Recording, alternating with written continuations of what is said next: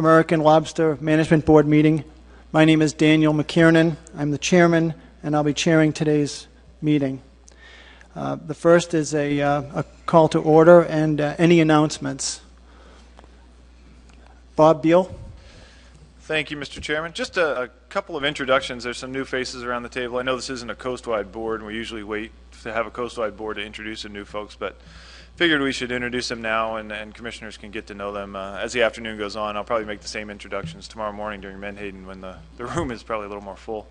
I'd like to welcome back Senator Brian Langley from Maine. Welcome back.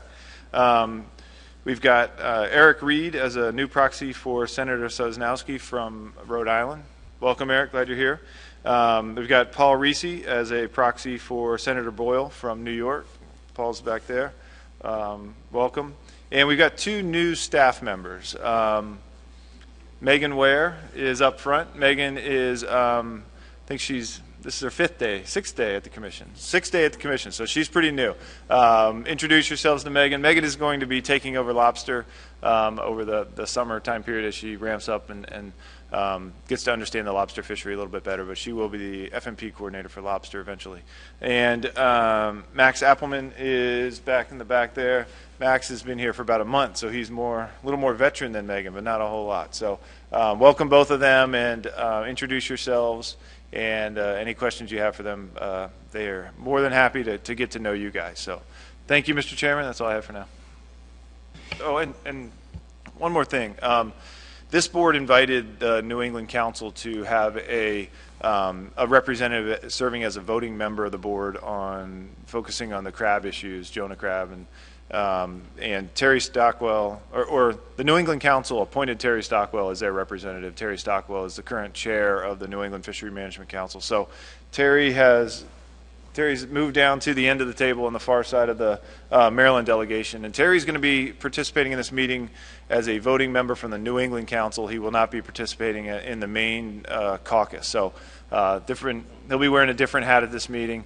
And handling the crab issues that way. And the idea there is to have Terry serve as the connection between the New England Council and this board on crab issues, since there are significant harvests of crab in federal water. So that's it. Thank you, Dan. Thank you, Bob. Next, the approval of the agenda. Are there any changes to the agenda? Yes, Brandon Muffley. Thanks, Mr. Chairman. I just want to, if I could, take item number 5, which is what I had on the agenda, to consider changes to LCMA 4 and 5 off the agenda. I've been working with Tony and National Marine Fisheries Service to address this issue, specifically to Area 4 separately, and we'll continue those discussions, so I don't think we need to have the discussion at this point at the board. Thank you, Brandon. Yes, David Borden. Yeah, thank you, Mr. Chairman. I'd just like a couple of minutes under other business, talk about closed Area 2, if I might. Thank you. Certainly, David. We can make accommodations for that. Anything else? All right. Is there any public comment from the audience on any items that are not on the agenda today? Seeing none, we'll move on. Tony, we're at number 4, the draft Jonah crab FMP for public comment and the creation of a document that we hope we can approve today for public hearing. Thank you. Mr. Chairman? Mr. Chairman? No, I failed to approve the minutes. Bill Adler. That's what I wanted to ask, Thank just to you. get it on the record. Is that a motion, Bill, to approve the minutes? Sure. That is. Is there a second from Steve Train? Any objections? None. Thank you. Thanks, Joe. So, Tony, item number 4, the draft Jonah crab FMP. Thank you, Mr. Chairman. The draft Jonah crab fishery management plan was on the supplemental materials, and there are also copies in the back of the room. I'd like to note at the beginning of the document, I realize that there are some missing pieces to the document, and the plan development team is still pulling those together. In particular, there's no information on final landings information because we are waiting for the 2014 landings that will be released any day now. to include those into the document. There was one state that was doing some checking on their information, and as soon as we have that information, we're good to go. So, and there's a couple other figures that we need to update, and those will also be included in the document. So this document, we are considering it today to be released for public comment. We would have public hearings over the summer, and the board would then select final options at the August meeting for approval of the FMP. So Jonah crab has long been considered a bycatch of the lobster industry, but in recent years there's been increasing targeted fishing pressure and growing market demand for the crab. The majority of the crab are harvested by fishermen on lobster boats using lobster traps. And we believe since the 2000s, landings have increased almost sixfold if the data comes out the way I believe it will. And with the increase in the demand for crab, a mixed crustacean fishery has emerged that can target both lobster or crab or both species at different times of the year based on slight legal modifications to the gear as well as small shifts in the areas the traps are being fished. And the mixed nature of the fishery makes it difficult to manage Jonah crab as a completely separate resource from the American lobster fishery without impacting the number of vertical lines and traps capable of catching lobster in both state and federal waters. The status of the southern New England fishery is poor, and as part of that rebuilding plan, this board has been reducing the number of traps used to fish for lobster, and additional traps targeting Jonah crab with the potential to fish for lobster could negate these trap reductions and pose management challenges. NOAA Fisheries has also implemented lobster rulemaking based on the large whale take reduction team recommendations to reduce or to decrease the number of vertical lines in state and federal waters. In order to reduce the risk of large whale entanglements, the NOAA Fisheries has implemented 2 regulations recently, and that is 1, looking at the minimum number of traps in a trawl, and 2, looking at season closures. Southern New England was able to not have to implement either of those regulations because we had done so many trap reductions, whereas the Gulf of Maine fishery had to do a 3-month closure. The board doesn't want to have any negative impacts on the number of vertical lines in southern New England because we don't want to have to implement additional measures due to that large whale take reduction plan. A complete picture of the lobster or of the Jonah crab fishery in state and federal waters is difficult to ascertain due to the mixed nature of the fishery, and in the absence of a comprehensive management plan and stock assessment, increased harvest of Jonah crab may compromise the sustainability of the resource. The plan development team identified the following issues when looking at this plan. 1, that the crab resource is not directly regulated in federal waters, rather incidentally by lobster regulations, and there are no crab regulations in federal waters or permits and licenses requirements. The landings have increased rapidly in the past 10 years, and without new controls, effort could increase in an unregulated manner. With continued unregulated harvest of crab, the long-term availability for harvest could be compromised. No minimum size protections, no restrictions on the harvest of females or egg-carrying females, and there's no spawning biomass protections. Buyers are positioning to discontinue selling Jonah crab unless it's managed sustainably, which would impact the ex-vessel price for crab.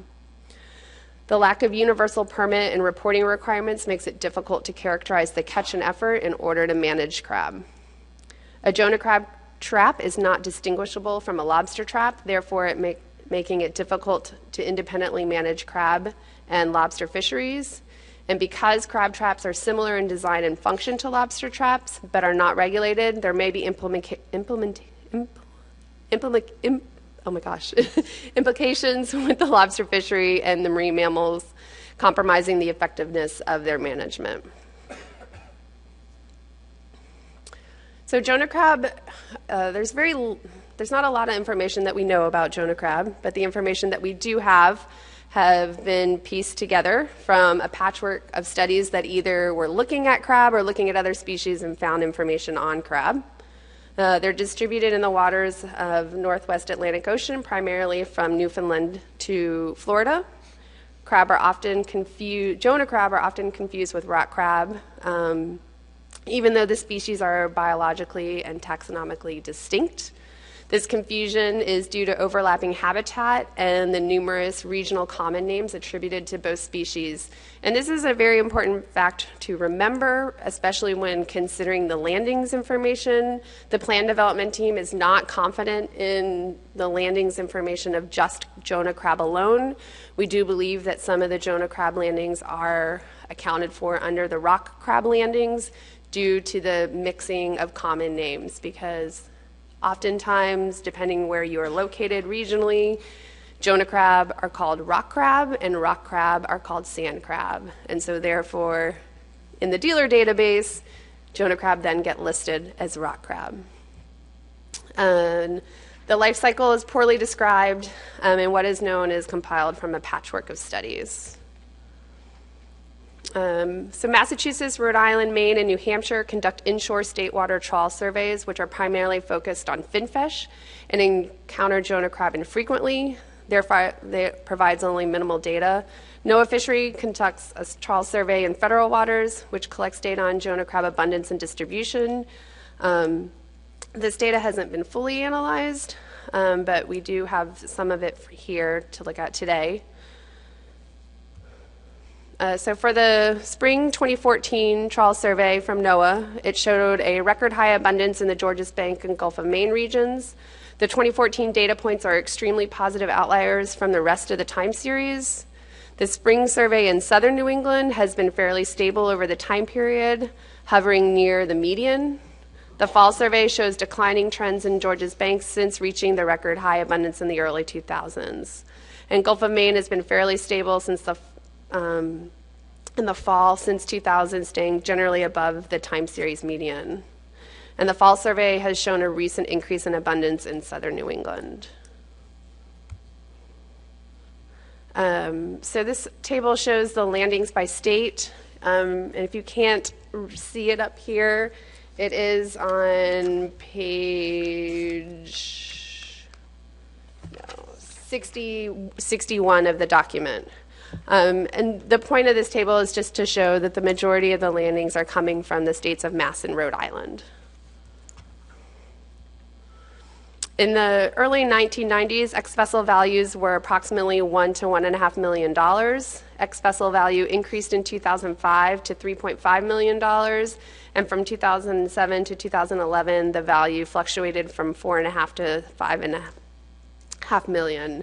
And then it reached an estimated $12.7 million in 2013. So we can see this large shift in value in the fishery in recent years.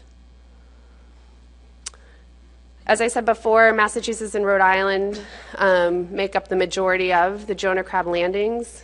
See here that the statistical area 537 accounts for almost the majority of them. It's about 71% of all crabs landed in the two states, followed by area 526 and 525. The monthly trends in landings, this is looking at just mass landings right here. There's been a change in the timing in the peak landings in Massachusetts for Jonah crab.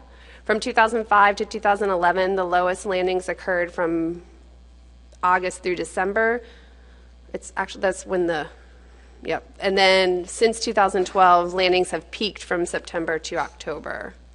The red dotted line is the more recent landings, and the blue solid line is the historical. In Rhode Island, the landings for Jonah crab mostly occur from December through March, and there has not been a shift in time for those states. And so typically, this is when lobstermen are not fishing as hard for lobster, and so we're seeing a trend of the time in the off period for the lobster where guys are going out and getting more Jonah crab, thus providing more evidence for that mixed use crustacean fishery. And then for gear types, the majority of the gear harvesting Jonah crab are lobster pots, or are pots, almost 95% of the gear. And the purple shaded part of the pie is other. So those are likely to be misidentified in the dealer database is what we're assuming. And then the dredges and trawls make up less than 1% of the total harvest. So it's important for managers to respond quickly to increase harvests in U.S. waters. We've seen in other areas that have had high increases in fishing that the Jonah crab have shown downward trends. So in Canada, Jonah crab fisheries that developed, despite having prohibitions on landing females, having minimum sizes, tax, both fishery dependent and independent data have shown decline. So even in places where there are regulations with increases in fishing, they have not seen a good response from the fishery. The plan development team identified how a fishery management plan with complementary federal regulations could potentially benefit the fishery. There's sporadic information gathered on the species, making stock assessments difficult. We don't have a stock assessment for Jonah crab, so having a fishery management plan would put in place monitoring requirements which would help us gather this information to do so. There's a lack of consistent state-to-state management measures as well as state-to-federal regulations and goals, and an FMP would allow us to have some consistency. An interstate FMP establishes a framework to address future concerns or changes in the fishery or population through allowing the plan to do adaptive management. And an interstate fishery management plan establishes a framework to address future concerns or changes in other species regulations, for example, lobster regulations or regulations that come out of the large whale take reduction plan. So goals and objectives of the plan. These goals and objectives are what the management measures that are being proposed are related to.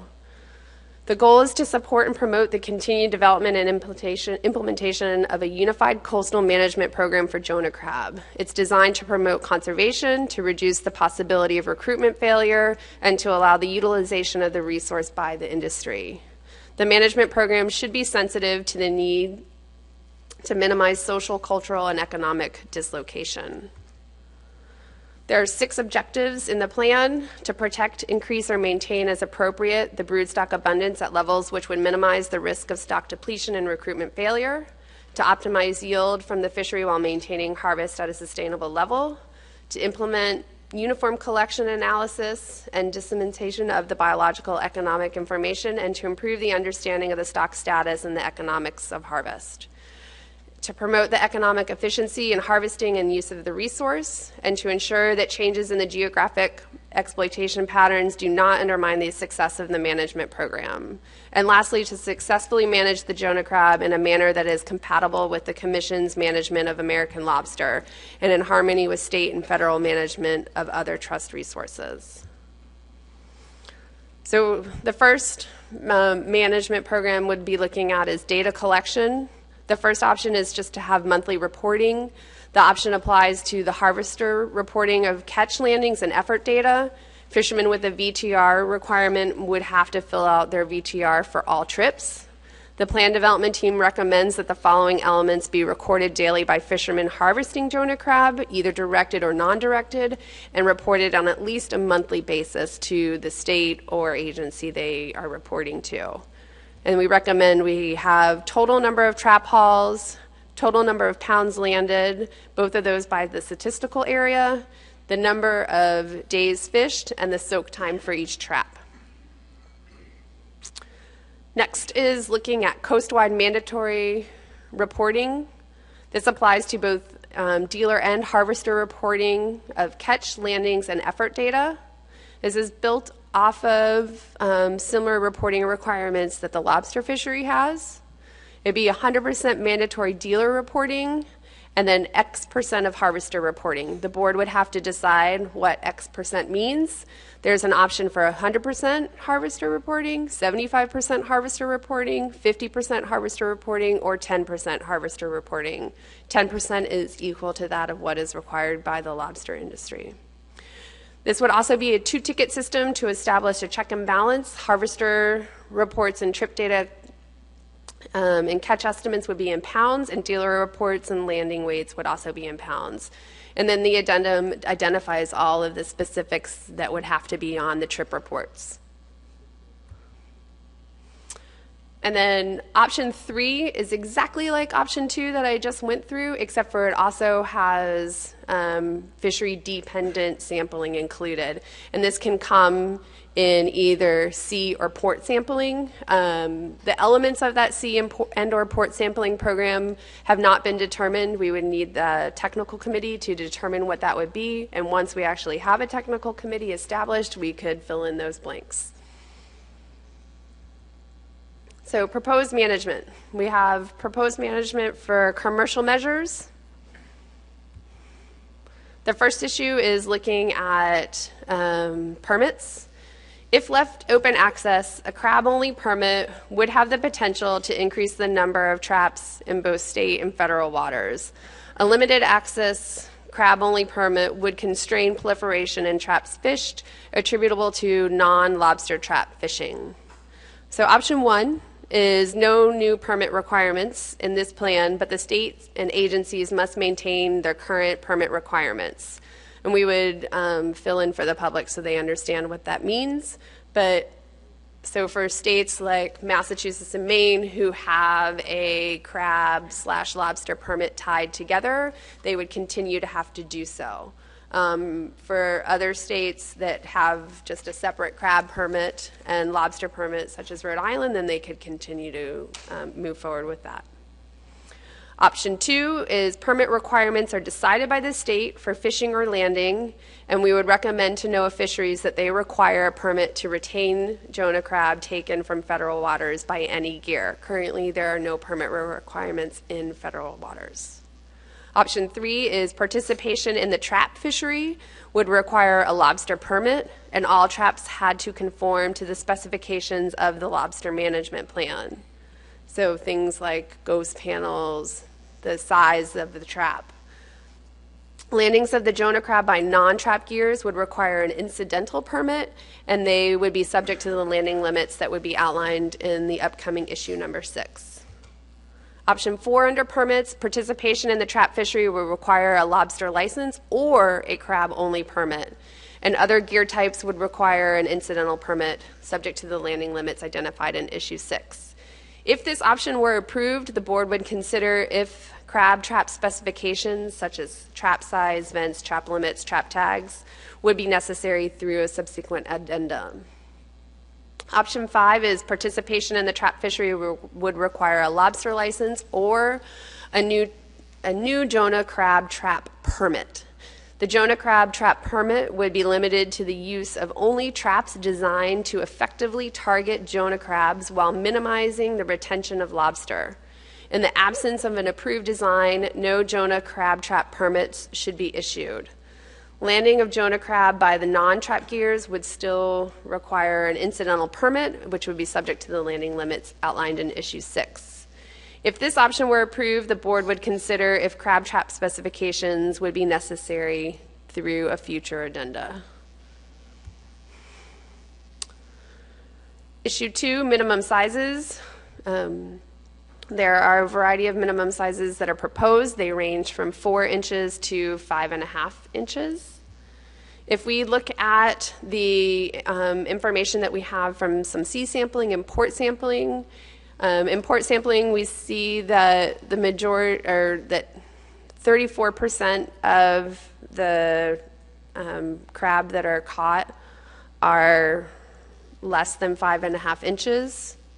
And in sea sampling, we see that 98% of the Jonah crab that are caught are 5 inches or less for females, and 31% are 5 inches or less. So we think that the size range that we have proposed, and if you just go back, Mike, between 4 and 5.5 represents sort of what's being caught and what's being seen out there. Okay. Issue 3 is minimum size tolerance. There has a range of no tolerance to 10% tolerance for undersized catch. And we realize that crab come in a large volume, And in order to determine whether or not everything is the correct size, industry has asked that we consider for tolerance level. At times, there may be one or two that have gone in by accident.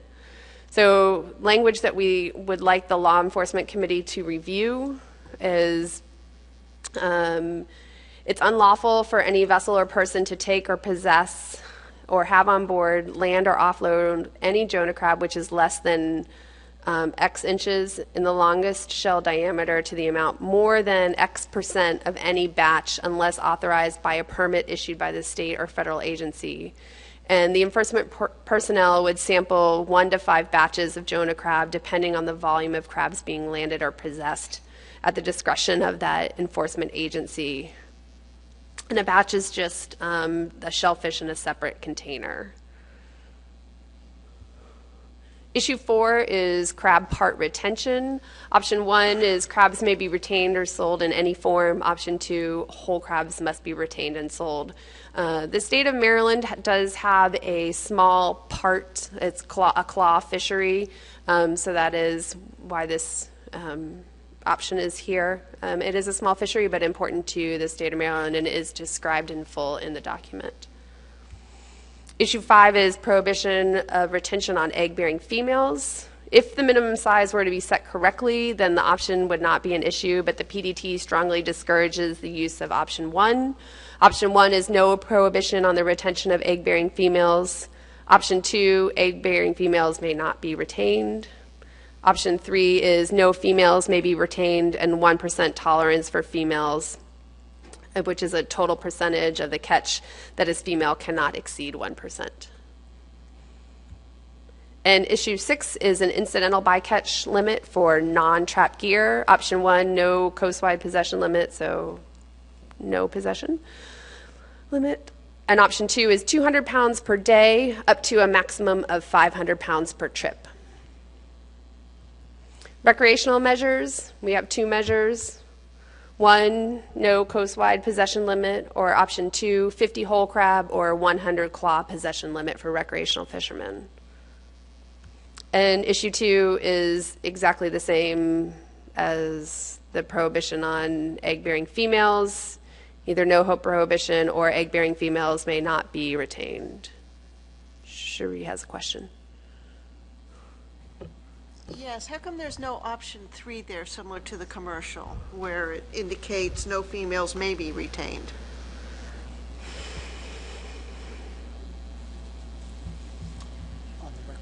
Yeah. Do you remember? I think one of the themes that we expressed during our conversations for this plan was the non-commercial fishermen include toddlers with beach buckets. And I think we were concerned about being overly restrictive when, to that sector of the public. So that's certainly something we could move forward with. But this is primarily an offshore animal that's being taken in large quantities, so we didn't want to get too carried away.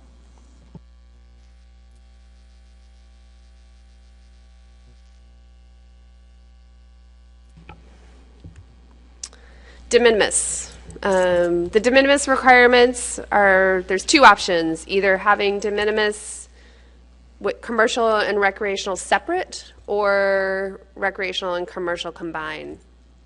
And they both look the same. For the preceding 3 years, the average landings constitutes less than X percent of the average of the coastwide landings for the same period. The exemption that we would give to those states that are de minimis would be you wouldn't have to port and sea sample. The percentages would be 1%, 2%, or 3%. There are other sections of the document that I have not gone over in full detail. They include a habitat section. It is minimal. We don't have a lot of information on habitat, so therefore we don't have a lot to put in there, nor do we have a lot of recommendations for habitat except for to do research on it to have better information. Impacts of the fishery management plan, social, economic, the fishery and biological impacts.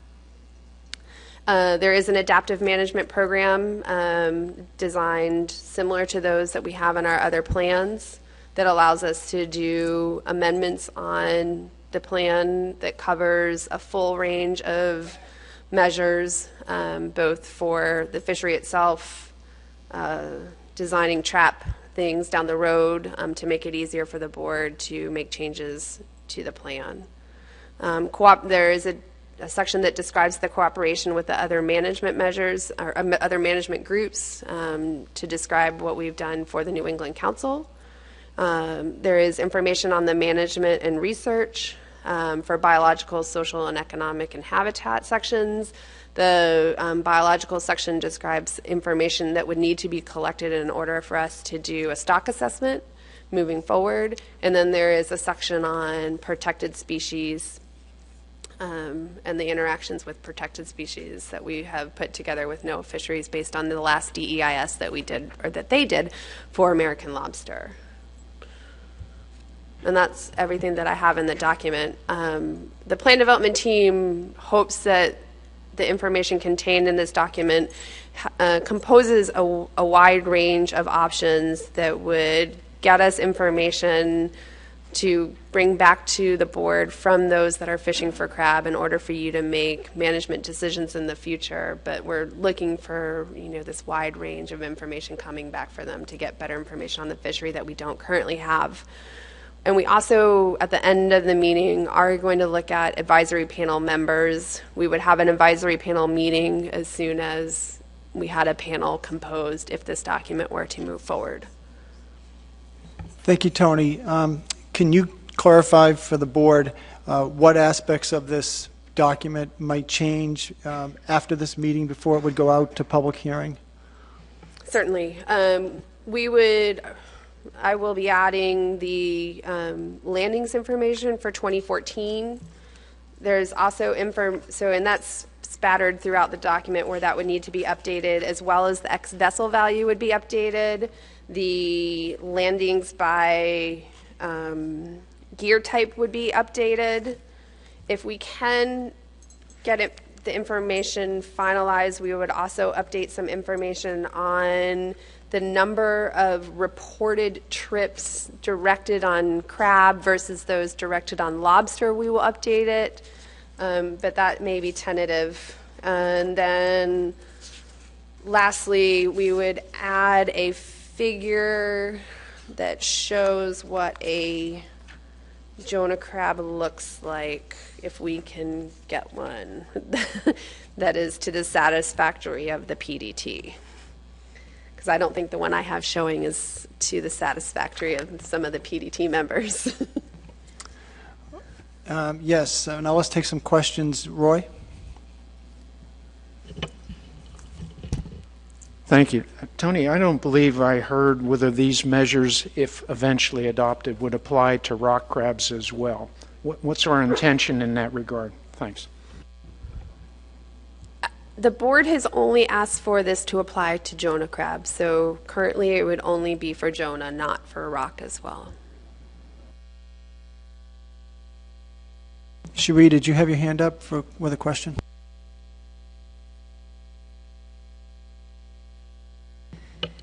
Yes, I got about 3 items here. Under issue 2 with permits, you have you don't really have any justification for each of those minimum sizes, and we feel that it's pretty important to have reasoning why the public is going to be deciding on these particular sizes. They need justification. They need to understand what those are. Is that going to be part of that reference table and figure for them to be able to formulate their own comments and opinions based on those minimum sizes? And it also would help the board to justify which option to support. The tables and figures are, the reference tables and figures are in the document. They just didn't, the tables didn't get positioned here, but we will say which tables they are, and it is discussed in the description of the fishery section already, which is section 1.3, I believe. So I can reference back to those pages in the document. 1.1.3. It's close. Cherie, I think there's two issues that are in play here, and one is the size and maturity of the species, and the other is the market standards that are currently in place. And Bob, can you speak to the size and maturity information, or is that something that's still unknown? Yes, thank you, Mr. Chair. As far as maturity for Jonah crabs go, it's a question that the PDT and also my staff has been trying to look into. There isn't any published maturity studies specific to Jonah crabs for the New England area. There was a published study from Southwest Nova Scotia, and they basically found the maturity, or 100% maturity, occurring up to near the 5-inch mark, and then another study that is in the gray literature that was done off the Mid-Atlantic, and it shows that it's down around 4 inches. So presumably the New England region will fall somewhere in the middle. We have put out several grant proposals trying to get the funding to conduct a maturity study on Jonah crabs, and that we could hope in the future would inform that better. But our expectations is that it would fall between 4 and 5 inches. Along that lines, right now, the current market standard is, if you look at the size frequencies of what fishermen are landing for the market, the vast majority of crabs are, and I believe that's in the table in the document. I'm not sure which one, Tony, but the vast majority of crabs that are currently landed are over 4 3/4 inches right now, and over 95% are male crabs, because the females are a lot smaller. So things like prohibitions on females and anything lower than a 4 3/4 inch minimum size would have negligible impacts on the current status of what's currently landed. Bill Adler. Thank you, Mr. Chairman. Well, first of all, I'm looking at a sand crab up there in my world. And so there needs to be a very good explanation with pictures tell 1,000 words as to what we're talking about. Because you just said we're not covering the rock crab. Well, I think we are covering the rock crab. And so at the hearings, you need to have a front view and a top view or whatever to explain to the people going through this exactly what we're talking about. And I think we're talking about the crab that we call the rock crab, which is the one with the bigger claws. That to me is, I see those too, and they're thinner claws. So that's the first thing. So we need that. Also, on the permit section, my question is the fact of an endorsement rather than getting a whole new permit, an endorsement an option, or can it be an option were this to pass? Because I think that would be, if you're going to do something like that, rather than have these guys have to go get another permit, that an endorsement might be worth it.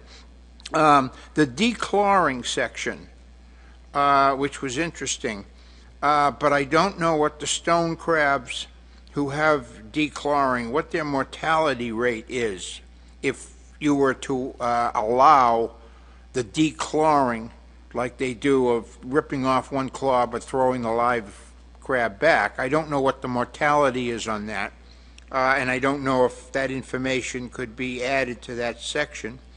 Also, I find that pages 20 to 23, actually to 24, is going to confuse the heck out of everybody when they read the thing and they go, all this over a little crab, that we're going to have to do this, we're going to have to do that. I know you got to put it in there, and it is in there, but I just envision people getting carried away with how complicated everything between pages 20 and 24 are if they're adopted and everybody goes, oh, this is just, this is too much. The other thing, will the tech committee be able to get more of the information clear soon, and eliminate some of the, well, little is known about this, and we don't know about that, not known here, because I'm going to be listening to people going, well, go and find this out before you come back to us with this proposal. And the same thing's going to be necessary while you would need to explain why passing this FMP will help get a stock assessment, because I've heard this before on other issues, other species, where they go, you go do a stock assessment first and then come back and talk to us. So if it could be explained that this FMP will help having a stock assessment, that might stop some of those comments at any public hearing. And I think I'll stop there for now. Thank you, Bill. Yes. Thank you, Mr. Chairman, and thank you, Tony, for your presentation. Yeah, I've got a couple of questions, and one of them is similar to the issue that Sherry raised on size. So I'm not sure I understood the response, really. So do we have accurate information on size at maturity? Or is it that it's just felt that a 4 3/4 inch minimum size is going to include males and females that are mature, because they'll mature before that size? Just looking for some clarification on that. We currently do not have estimates of sexual maturity for Jonah crabs for the New England region, but we know that from studies that were done in the Mid-Atlantic as well as those in Nova Scotia and Canada, that the upper and lower bounds of maturity in those two areas are the 4 and 5 inches. So it would be our expectation that the maturity OGIs for Jonah crab would fall in the middle. But we haven't been able to conduct the study yet. And Emerson, some of the issues that came out at the scoping meetings last summer, everyone recognized that there are market standards for this species, that very few small crabs are being landed in the traditional markets. But we heard stories and fears of growing harvest for bait purposes, that folks might take small crabs, not for market, but actually to use as whelk bait or other species. So that's one of the objectives of creating a minimum size, not just protecting the spawners and not just protecting the market situation, but to thwart a growing bait fishery. Yeah, and markets change. Just because there's no or very little demand now for smaller crabs doesn't mean that there might not be demand in the future for smaller crabs. Tony, you had also mentioned in one of the options about a Jonah crab pot. Has somebody actually built a specific Jonah crab pot, or do we have a definition of a Jonah crab pot, or is that something that we're hoping somebody will develop here in the not too distant future? Emerson, let me answer that. In most of the New England states, it's simply the same pot, but fished under the same authority. There has been some work done in Maine with slight modifications. They were able to enhance the retention of Jonah crabs and to some degree minimize the catch of lobsters, but it hasn't been pursued, and to my knowledge there isn't a viable directed Jonah crab fishery. But having said that, what we're looking at in southern New England is a lobster management plan that is aggressively trying to control fishing mortality through trap controls. And unless we have a true definition of a Jonah crab trap, in my view, it has the potential to undermine the lobster management goals and the conservation goals attributable to vertical lines, because based on the management side, in my view, the actions that we're about to take with a 50% reduction in trap allocation over the next 6 years is really, really significant. But it won't mean anything if Jonah crab traps are going out and are capable of taking lobsters. So we're serving this up in the plan, not suggesting that we think the answer in the future is a Jonah crab trap. But if there is a Jonah crab trap, then it ought to be used and not lobsters. And if there are people who are pursuing the Jonah crab fishery and jurisdictions that are involved in this process feel the need to allow them to continue, it's going to be incumbent on them to figure this out. But in the northern New England states, it's just one trap. So we're hoping then that somebody within the industry is going to come forward and say, I've modified my lobster trap in this manner, and it's more efficient at catching Jonah crabs, and therefore we should be using this type of pot? I mean, is that kind of the intent? It all depends if how you're trying to manage these two fisheries right now that is one. Right now there's only one fishery, and it's the lobster fishery. From all we can tell, 99% of the Jonah crab landings are being taken by licensed lobstermen. So we're dialing down participation levels in that fishery, and it's another question as to whether or not we can dial up fixed gear fishing pursuing Jonah crab traps and not compromise the lobster plan. I think we're simply setting the bar. We're challenging the industry and the other jurisdictions involved with this, that if you're going to have traps outside of the lobster trap fishery, then it has to be something that's verified and documented. Because right now it's neither. And that's one issue that I'll raise with Tony. This particular permit section, option 1, which is sort of status quo, doesn't really speak, in my mind, to the real problems we have with status quo. For example, when the National Marine Fisheries Service tells its lobster fishermen, any trap on the boat is a lobster trap. Doesn't matter how it's rigged, it's a lobster trap. But if you don't have a lobster permit, you're free to set Jonah crab traps without a permit and without limits. So there's a real gap in the rules right now, that's in the fixed gear fishing rules created by this incomplete management system, so that we're trying to really shore it up and put things where they need to be. Yeah, I didn't see anything in there about trap markings, tagging of traps. Was there any discussion about including, marking specifically for Jonah crab pots as opposed to the markings required for lobster pots? If we move to a crab-only permit, in the options that have that, so option 4 as well as under permits, and then I believe option 5, then in a future addendum, the board would have to consider if they want to do specifications for traps. So that would be trap sizes, vents, limits, tags, and any other pieces that would go along with that. It just really depends on how the board moves forward with regulating the permits for the fishery. Do they want to keep it tied to the lobster fishery, or does the board want to allow for a separate crab fishery? And I didn't put it up in the presentation because the table is just incredibly too small to see on the board, but on page 63, table 5 describes the current state regulations, and you can see that the states of Maine, New Hampshire, Massachusetts, and Connecticut all regulate their crab fishery tied to their lobster fishery.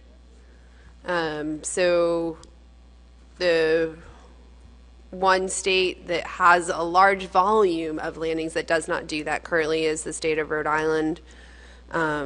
And then in federal waters, there is no crab permit, but in order to retain a lobster, any gear that allows you to retain lobster or catch a lobster, then you have to have a lobster permit. Any other questions? Cherie? Yes, under issue 4, crab part retention, under the option 1, I would suggest just putting crab parts in that definition. For example, crab parts such as claws and legs may be retained and sold in any form. And under 4.2, again, I had this question earlier about the rec fisheries management measures. Because New Hampshire has its recreational industry very well tied in with the commercial industry with similar regulations, I would recommend putting in option 3, where no females may be retained. It might be an enforcement issue for us without that option presented. Thank you. Any other questions? Yes, Steve Train. Thank you, Mr. Chair. Tony, I think you've done a fabulous job getting this out. There was an awful lot of information that you had to, siphon out of different sources for a fishery that's not been managed, and this document is broad as it is, has an awful lot of stuff in there, and I'd like to see it go forward to public hearing, and we'll whittle down further from there. I do have two issues personally with it. I have a large problem with the claw landing or the parts landing. I know Maryland has a fishery on it. I'd like to see another way to allow that to continue only in Maryland and not keep the document to include it, because a parts landing allowance in the document scares the hell out of me.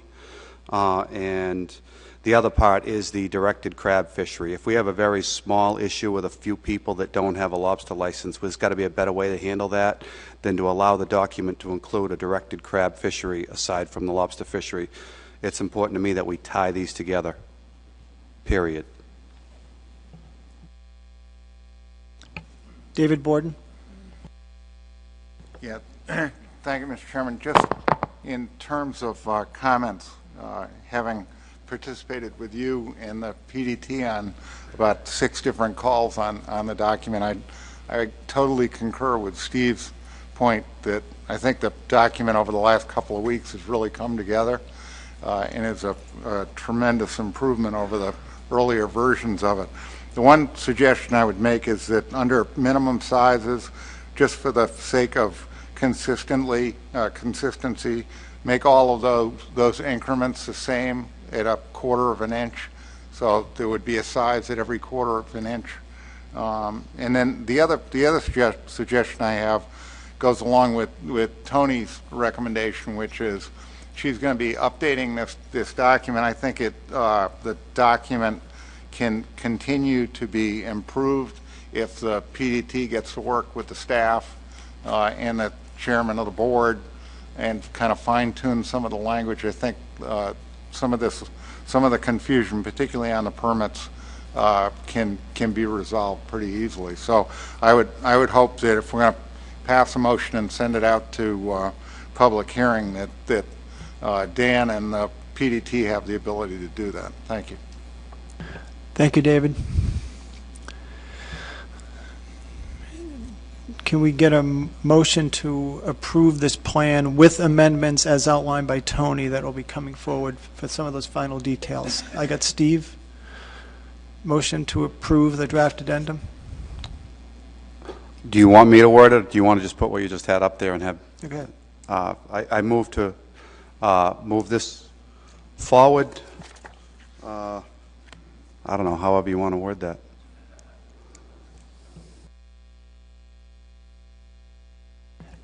Move to approve the document for public hearing as modified today by the board. And a second from Second. Bill Adler.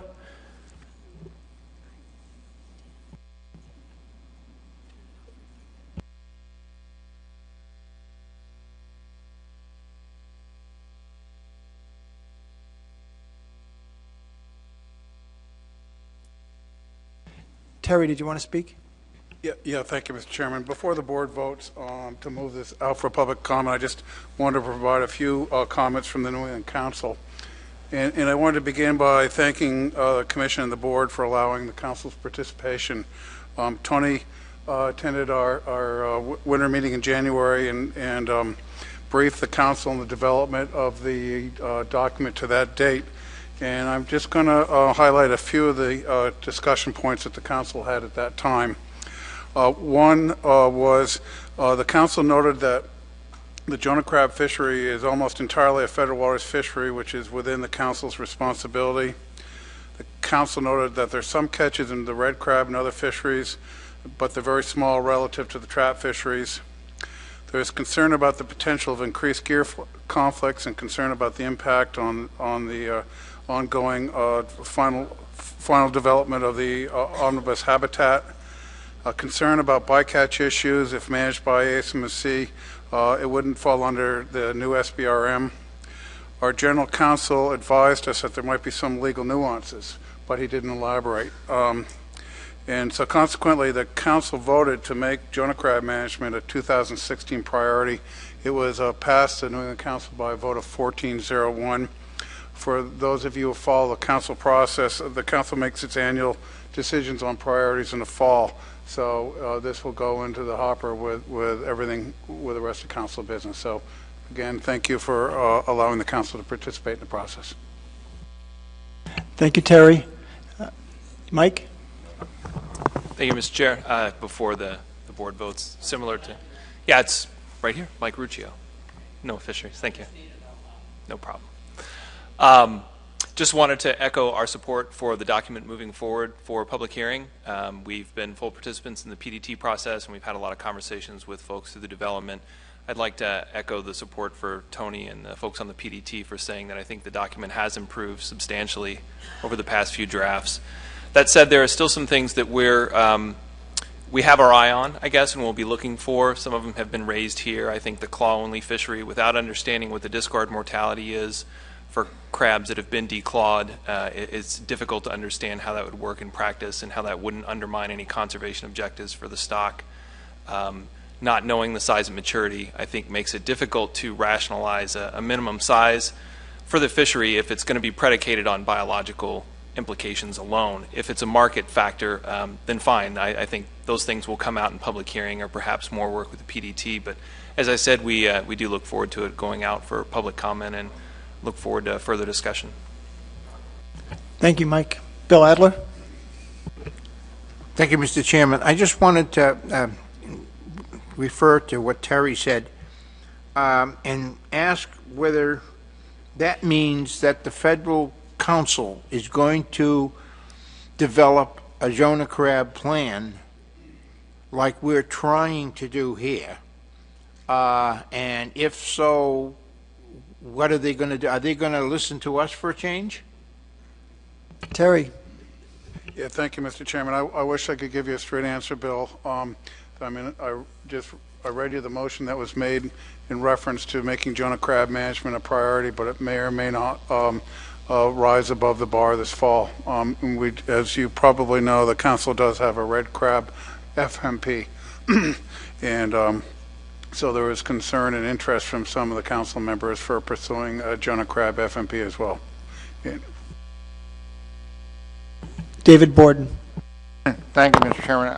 I'd just like to follow up with Bill's comment and say that the plan development team, and actually Mike's comment, that the plan development team, I think, went out of its way to try to address the concerns that have been voiced both at the council meeting by council members and the National Marine Fisheries Service staff, and included a much wider range of options so that those issues were addressed.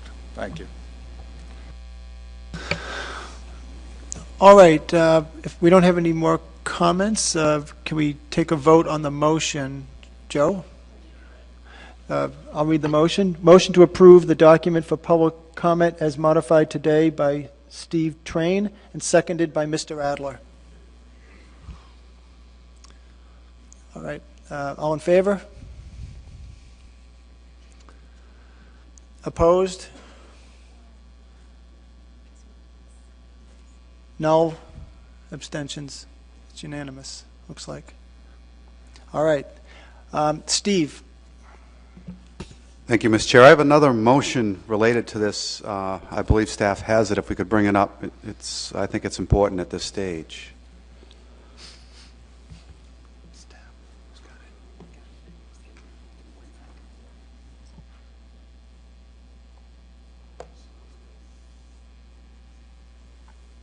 If I get a second on that, I'll explain it.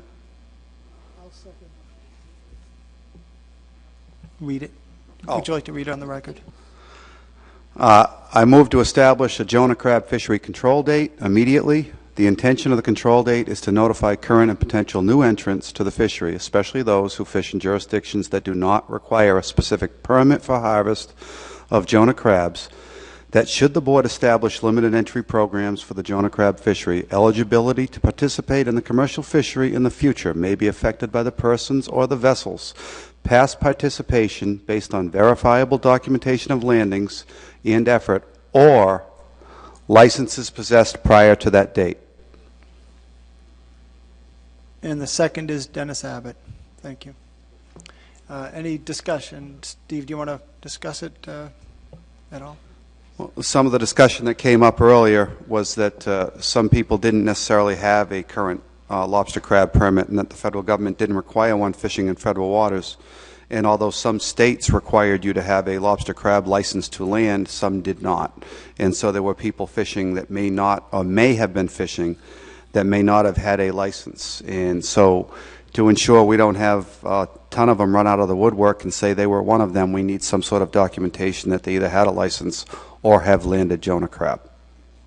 Thank you, Steve. Any discussion? Bill?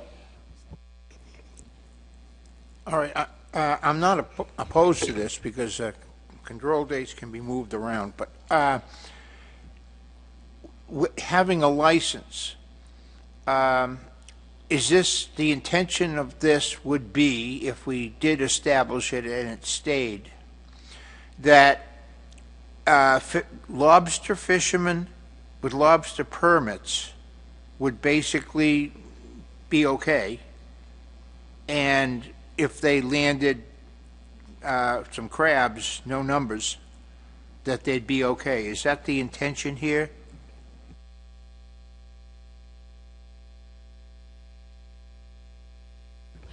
Bill, the way that the motion reads, it says landings and effort and or licenses. So I read this as you don't even necessarily, depending on what the board decides in the future, you have the option of, you don't even have to prove that you landed, you just have to prove that you had the necessary license. That's how I read the and or. Steve, if that is correct or incorrect, let me know.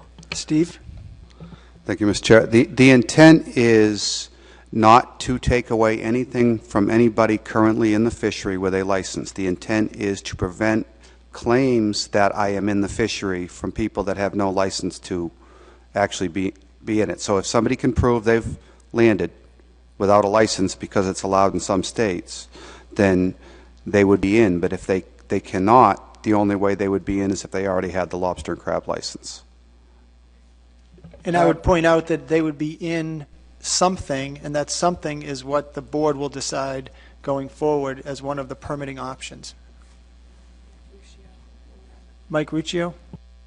Thank you, Mr. Chair. I think you captured it very well. All this does, in my mind, and I will state that this is something we support, if you're going to discuss potential limitation of a fishery, I think it's always wise to have some control date consideration. This just lays down a marker that doesn't commit the commission to any particular course of action in terms of how it utilizes that date. I think as this is currently crafted, it just puts people on notice that we might treat history differently after this date than before the date.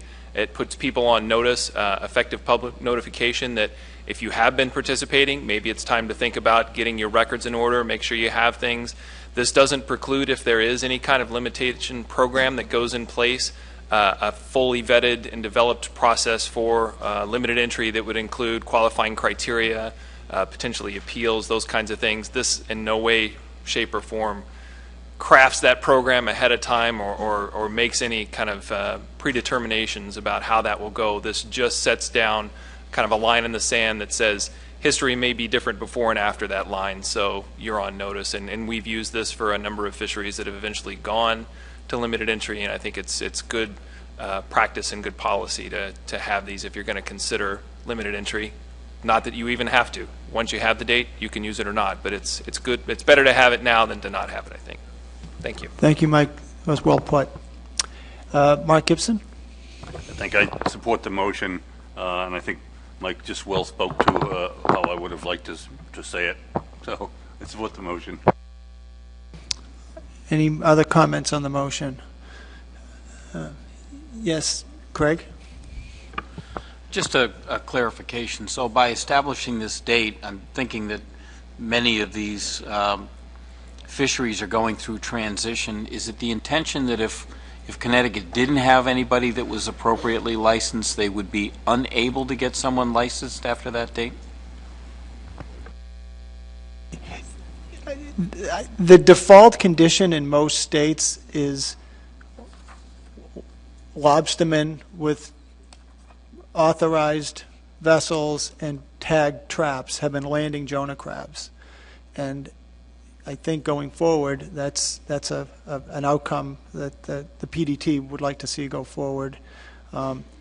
So this, what you're seeing on the board is in those instances where someone is outside of the realm of lobster permitted fishermen and might have been fishing legally but had no permit and no reporting requirements or whatever, this establishes a baseline that if they've been doing it prior to this date, they might have some consideration in the future depending on what outcome we come up with in the permitting schemes.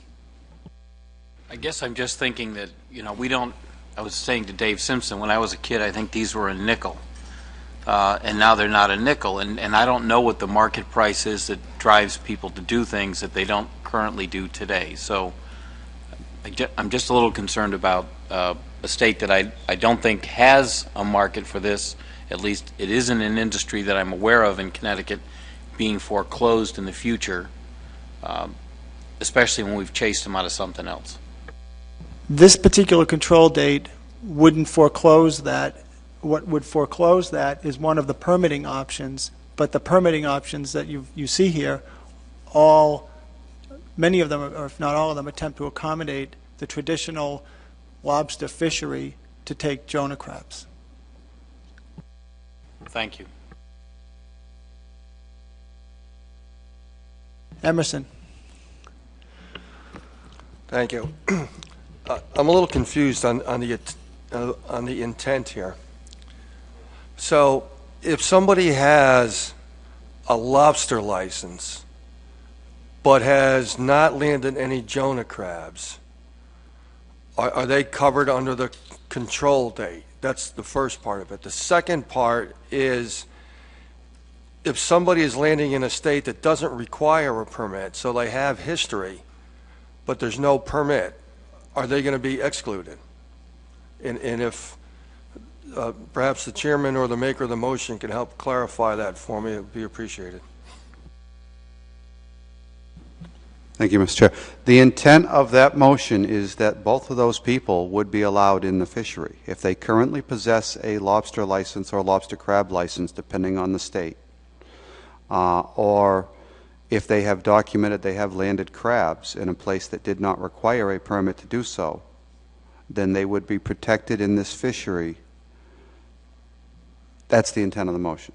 It would be the speculative entrant from someplace that has not participated in the fishery that would be excluded because of this control date. Emerson? Thank you. So we would allow all of those people who currently have lobster permits but who have never landed 1 pound of Jonah crabs, we would allow them to participate in the future in a Jonah crab fishery. Is that correct? I think we're getting ahead of ourselves in terms of debating the final aspects of a limited entry scheme. This is simply the control date that landings or participation after immediately, presumably today or whenever NIMS could adopt a complementary measure, those landings wouldn't count toward future participation if the limited entry scheme was so constructed. But you can see in the document we're trying to wrap our hands around this fishery that is difficult to document in some jurisdictions because there isn't a permit requirement. But it's my experience as a former lobster biologist and someone knowledgeable of the lobster fishery, if someone is commercially lobstering in southern New England and has never landed a single Jonah crab, I'd be shocked.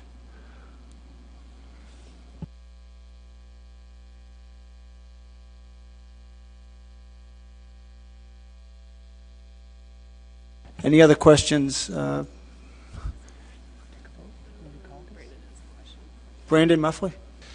Just one question. So the people who are being notified are those that hold some sort of federal or state lobster permit. Those were people that were considering being notified of this issue? Because it's just saying here, we're going to notify current and potential new entrants. I'm just looking for clarification on who exactly we're notifying. New Jersey doesn't have anything specific to Jonah crabs, but obviously we have lobster permit holders. So with those, that's who's getting notified on this? Everyone, I mean, that's part of the challenge that we have, is that we hear stories that there's a component of the industry that doesn't have a lobster permit and has not had to report in their jurisdiction, but that may have been active. So if we can't find them, you're right, it's hard to notify them. But I think as a general notice to all commercial permit holders, that's what I would recommend. If you have a general mailing you could do to all commercial permit holders to let them know that Jonah crab landings after this date may not be considered in the future going forward. So this is rather broad, but again, it's only being done, as Mike Ruccio described, as a line in the sand so that in the future we can take an action that might use this date. Mike? Thank you, Mr. Chair. To Mr. Muffley's point, should this pass, we would work with staff to develop a Federal Register notice that formally establishes the date, and it would likely be the date that we publish it in the Federal Register. We would then send notification of that to current lobster permitted, current lobster dealers, kind of cast the wide net. We'd have kind of our rollout machinery that would go into effect and try to cast a wide net so people were aware of this, that then that could be retransmitted through whatever permit system or whatever notification system you have in your state and in other states. But without the requirement for a permit federally, it is a little bit more challenging to target the messaging. But I think with technology the way it is now, we would get that out fairly effectively. So, thank you. Thank you, Michael. Anyone else? All right, can we vote on the motion? All in favor of the motion? Yes. Well, 30 seconds to caucus.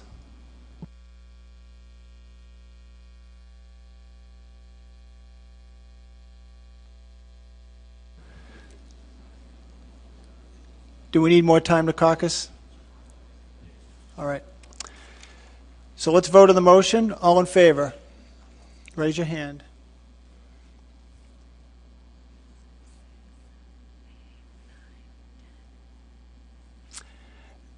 Any opposed? Any null votes?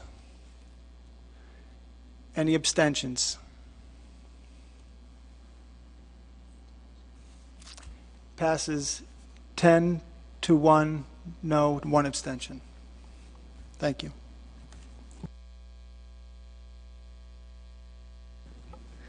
I just have a couple questions for the states. So we have gotten permission for the PDT to make some changes to the document. I think that we can do that rather quickly. I'm looking towards a couple of my PDT members. Hopefully, we have a couple requirements, as Bob said before, under the hearing section to have the document out for 30 days before the first hearing, and then we have to have the document out for 14 days after the final hearing. Depending on how much time we take to update the document, it may start to get close to those deadlines, so we'll have to be careful in order to try to have as much information to the board in time for meeting materials, which I'd like to do, to not have all of this on supplemental materials. But if we do require additional time, then some of this information may be on supplemental materials. David, do you think that we can probably get there pretty quickly as a member? Okay. That's a nodding of the yes head. And then we'll find out from which states want to have public hearings in an email, but we'll have to set those up rather quickly as well in order to meet the time frame. So if we could just work with staff in doing that as quickly as possible, we'd really appreciate it. Thanks, Tony. Bill Adler, do you have a question? Yeah, actually, I'm going back to the motion we just passed. When you say immediately, so therefore today's date is immediately? Is this the official date of the control date?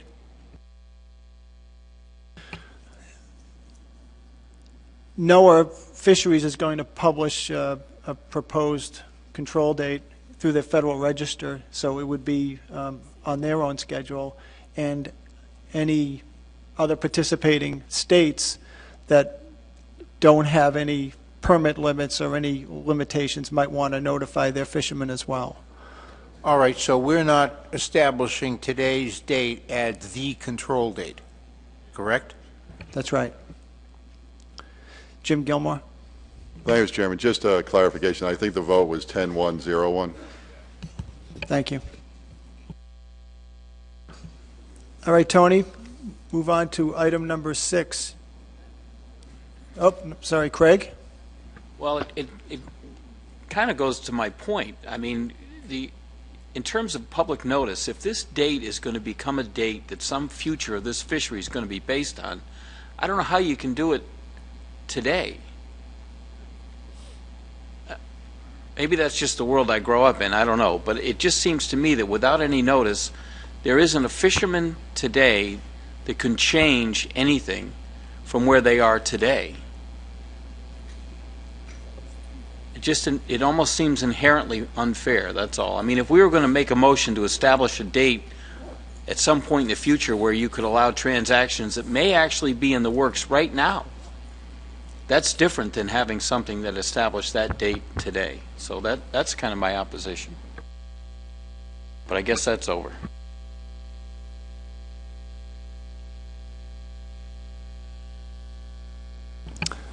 Tony? Next agenda item, which is addendum 24. To remind the board, addendum 24 is looking at compatible regulations between state and federal, particular for the trap transferability rules. NOAA released trap transferability rules, and some of those rules that were released were not consistent with state measures. Addendum 24 looks at providing consistency between state and federal measures for these plans. We are in the last step of the addendum. Today we are considering options for final approval by the board, so the final approval will be a roll call vote. The first issue under this addendum is looking at the conservation tax. The Commission's plan has a 10% conservation tax on full and partial business transfers. The federal plan only had a conservation tax on partial business transfers. A transfer for full business tax for full business transfers was not necessary to prevent the activation of latent effort, and that regulations provide sufficient controls for latent effort. Therefore, we had two options. Option A, which is status quo under the Commission plan, having a 10% conservation tax on full and partial business transfers. And option B is to remove the conservation tax on, that should say full business transfers. Error. Option 2 is to look at trap increments. The federal rule, the final federal rule had trap transfers could proceed in 10 trap increments. The states had adopted various transfer requirements that differed by management area, so the number of traps that you could move at one time vary by state and area. The federal regulations allowed for fewer traps to be transferred at one time, allowing for more flexibility for a federal permit holder in the trap transfer process. So the two options that were considered is trap increments remain the same, or trap transfer increments in 10 traps for all areas where trap transferability programs exist. Issue 3 is looking at the dual permit transfers. Dual permit holders, both state, so a person who has a state and federal permit holder for the same area may only transfer traps to a dual permit holder from the same state in the Commission plan. The federal plan allows a permit holder to purchase and sell traps that have a dual permit with anyone with a qualified allocation in Area 2, 3, or the Outer Cape Cod area, so allowing someone from differing states to transfer traps, basically. So the two options that we have to consider, option A, which is dual permit holders may only transfer traps to dual permit holders from the same state as it is in the commission plan, or option B, to allow dual permit holders to transfer allocation with dual permit holders from other states, as was in the final rule. We went out for public comment in this document. As a reminder, we did not hold public hearings. We only did just a document out for comment to be received. We received a total of 5 comments, 4 from individuals and 1 from a group from AOLA. So for the conservation tax, option, only 1 individual favored option 1 to remain status quo, and 3 individuals favored to have a removal of the conservation tax on full business transfers. Option 2, which is the trap transfer increments, all the comments that were received were in favor of moving to a 10 trap transfer increment. And for issue 3, dual permit holders, all the comments that were received on this issue asked for the allowance of the transfer of traps from dual permit holders to be allowed from any state. Questions? Oh, and I do want to note that when the document went out for public comment, on page 6, was it page 6? Sorry. The examples for area 2 and 3 were reversed. And so that a transfer, area 2 should have read, a transfer must be comprised of a minimum of 50 traps and in units of 10 traps. The upgrading requirement will apply to the transfer. For example, a 20-foot vessel shall only transfer traps to a vessel under 23 feet. The upgrading portion of this example is from addendum 4, which is way, way, way back.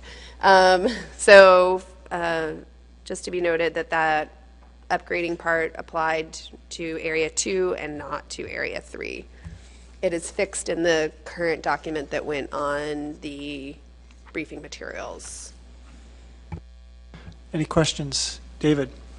I actually don't have a question, Mr. Chairman. I'm ready to make a motion when you're ready. Are there any questions on the draft addendum? All right, David? Just a 1 minute statement before I do. I mean, I just remind everybody that the intent of the regulations is to synchronize the state and federal regulations, and I would note that this will simplify and standardize the administration for all the state agencies if we do it correctly. So I'd like to make a motion that we approve the addendum with the following options. Under issue 1, option B, which would remove the 10% conservation tax for whole transfers, full business transfers. Under issue 2, option B, that traps be transferred in all areas in 10 trap increments. And then under issue 3, include option 2, an allowance to state-to-state dual permit transfers. Thank you, David. Is there a second on the motion? Malcolm? Emerson, sorry. Any discussion on the motion? No second. Shall I reread the motion, or are you good? Would you like me to read what's on the board, Joe? All right. Oh.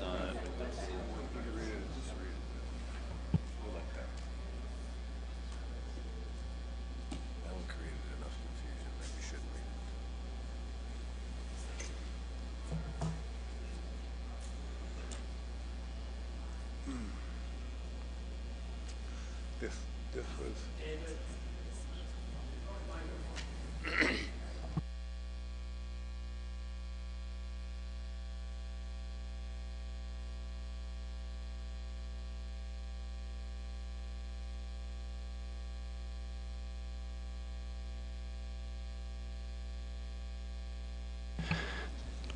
Would you like us to read what's on the board?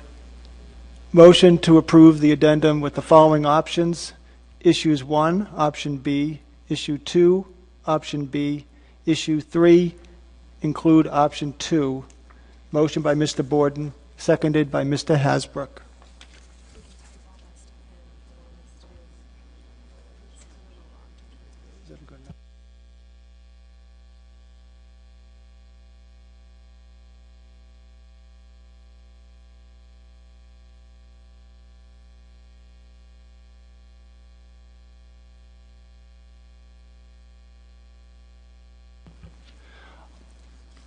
All right, we ready to vote? All in favor of the motion, raise your hand.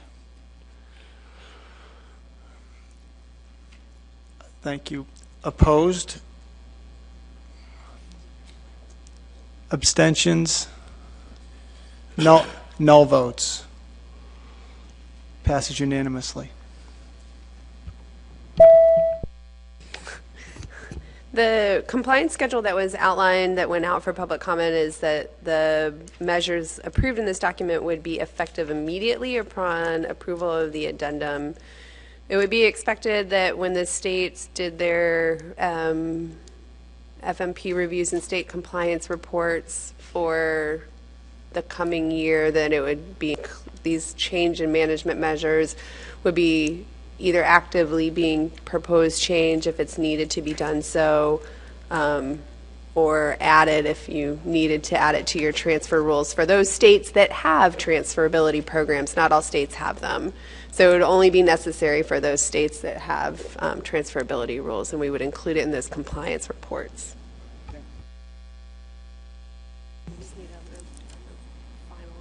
So now we need a final vote on approval of the final addendum. Motion to approve it. Motion to approve the addendum as written. Bill? Any second? Yeah, Mark I'll Gibson? make the motion, I guess.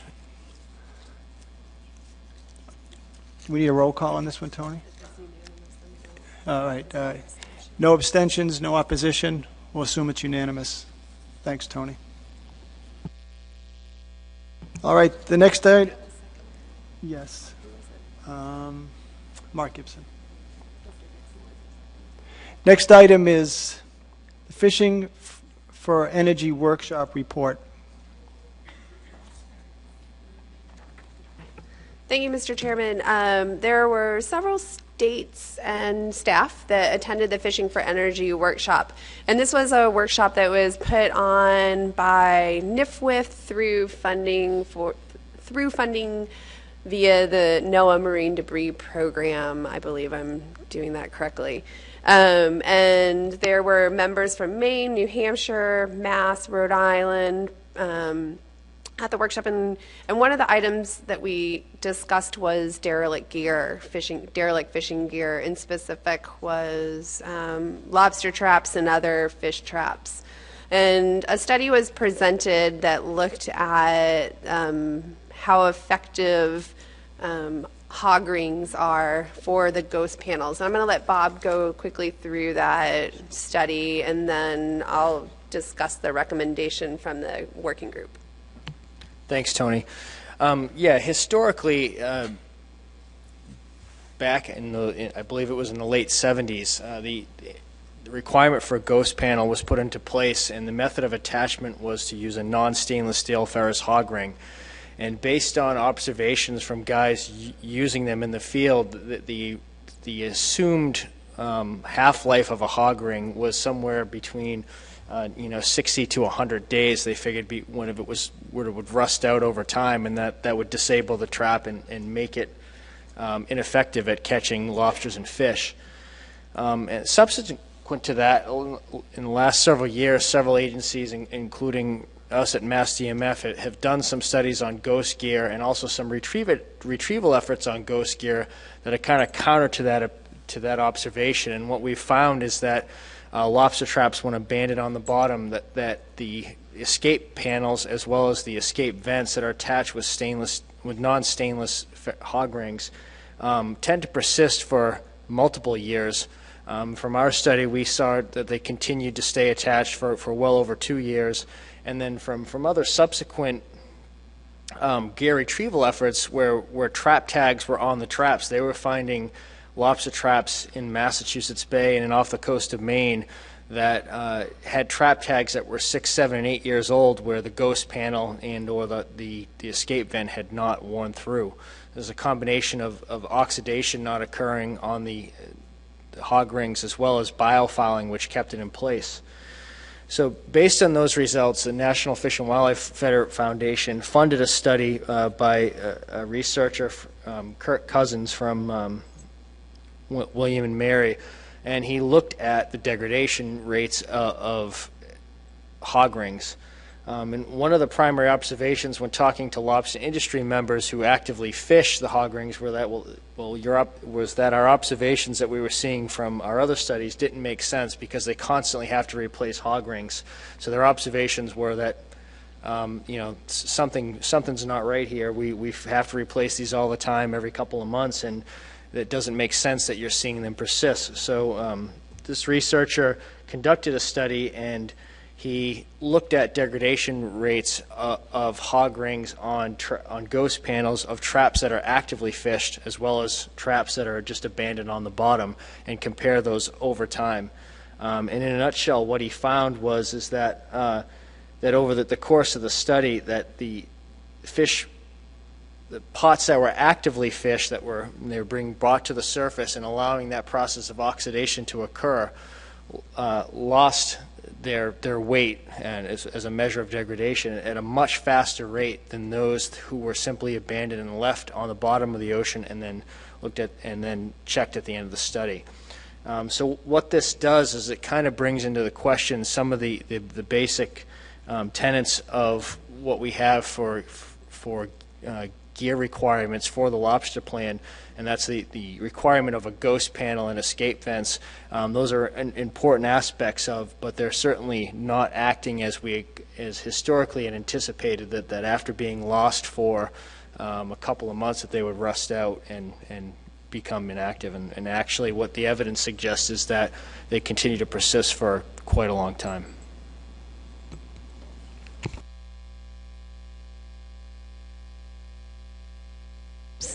So then we got to discussing the study, some of the other studies that have been going on, and we wanted to see, how could we get this discussion going further, include industry, and then if there are some solutions or recommendations, how can we move them forward?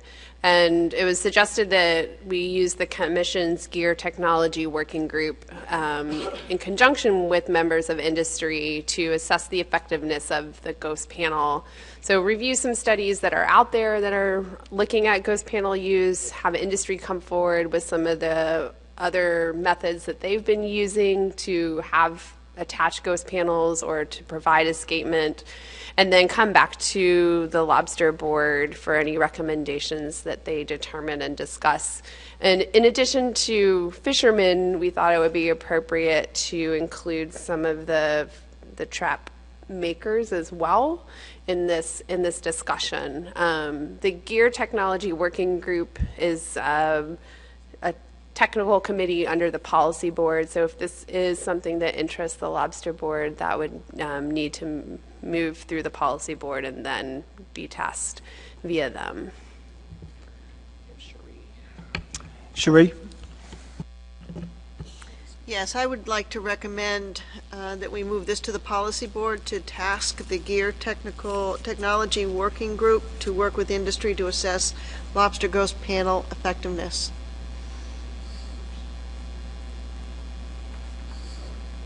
So, Cherie, that's a motion you're making? Yes. All right. Is there a second on that motion? Yes. Emerson?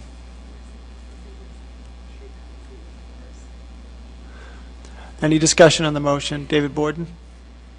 Thank you, Mr. Chairman. I don't have any objections to the motion, but I just wonder whether or not it's comprehensive enough.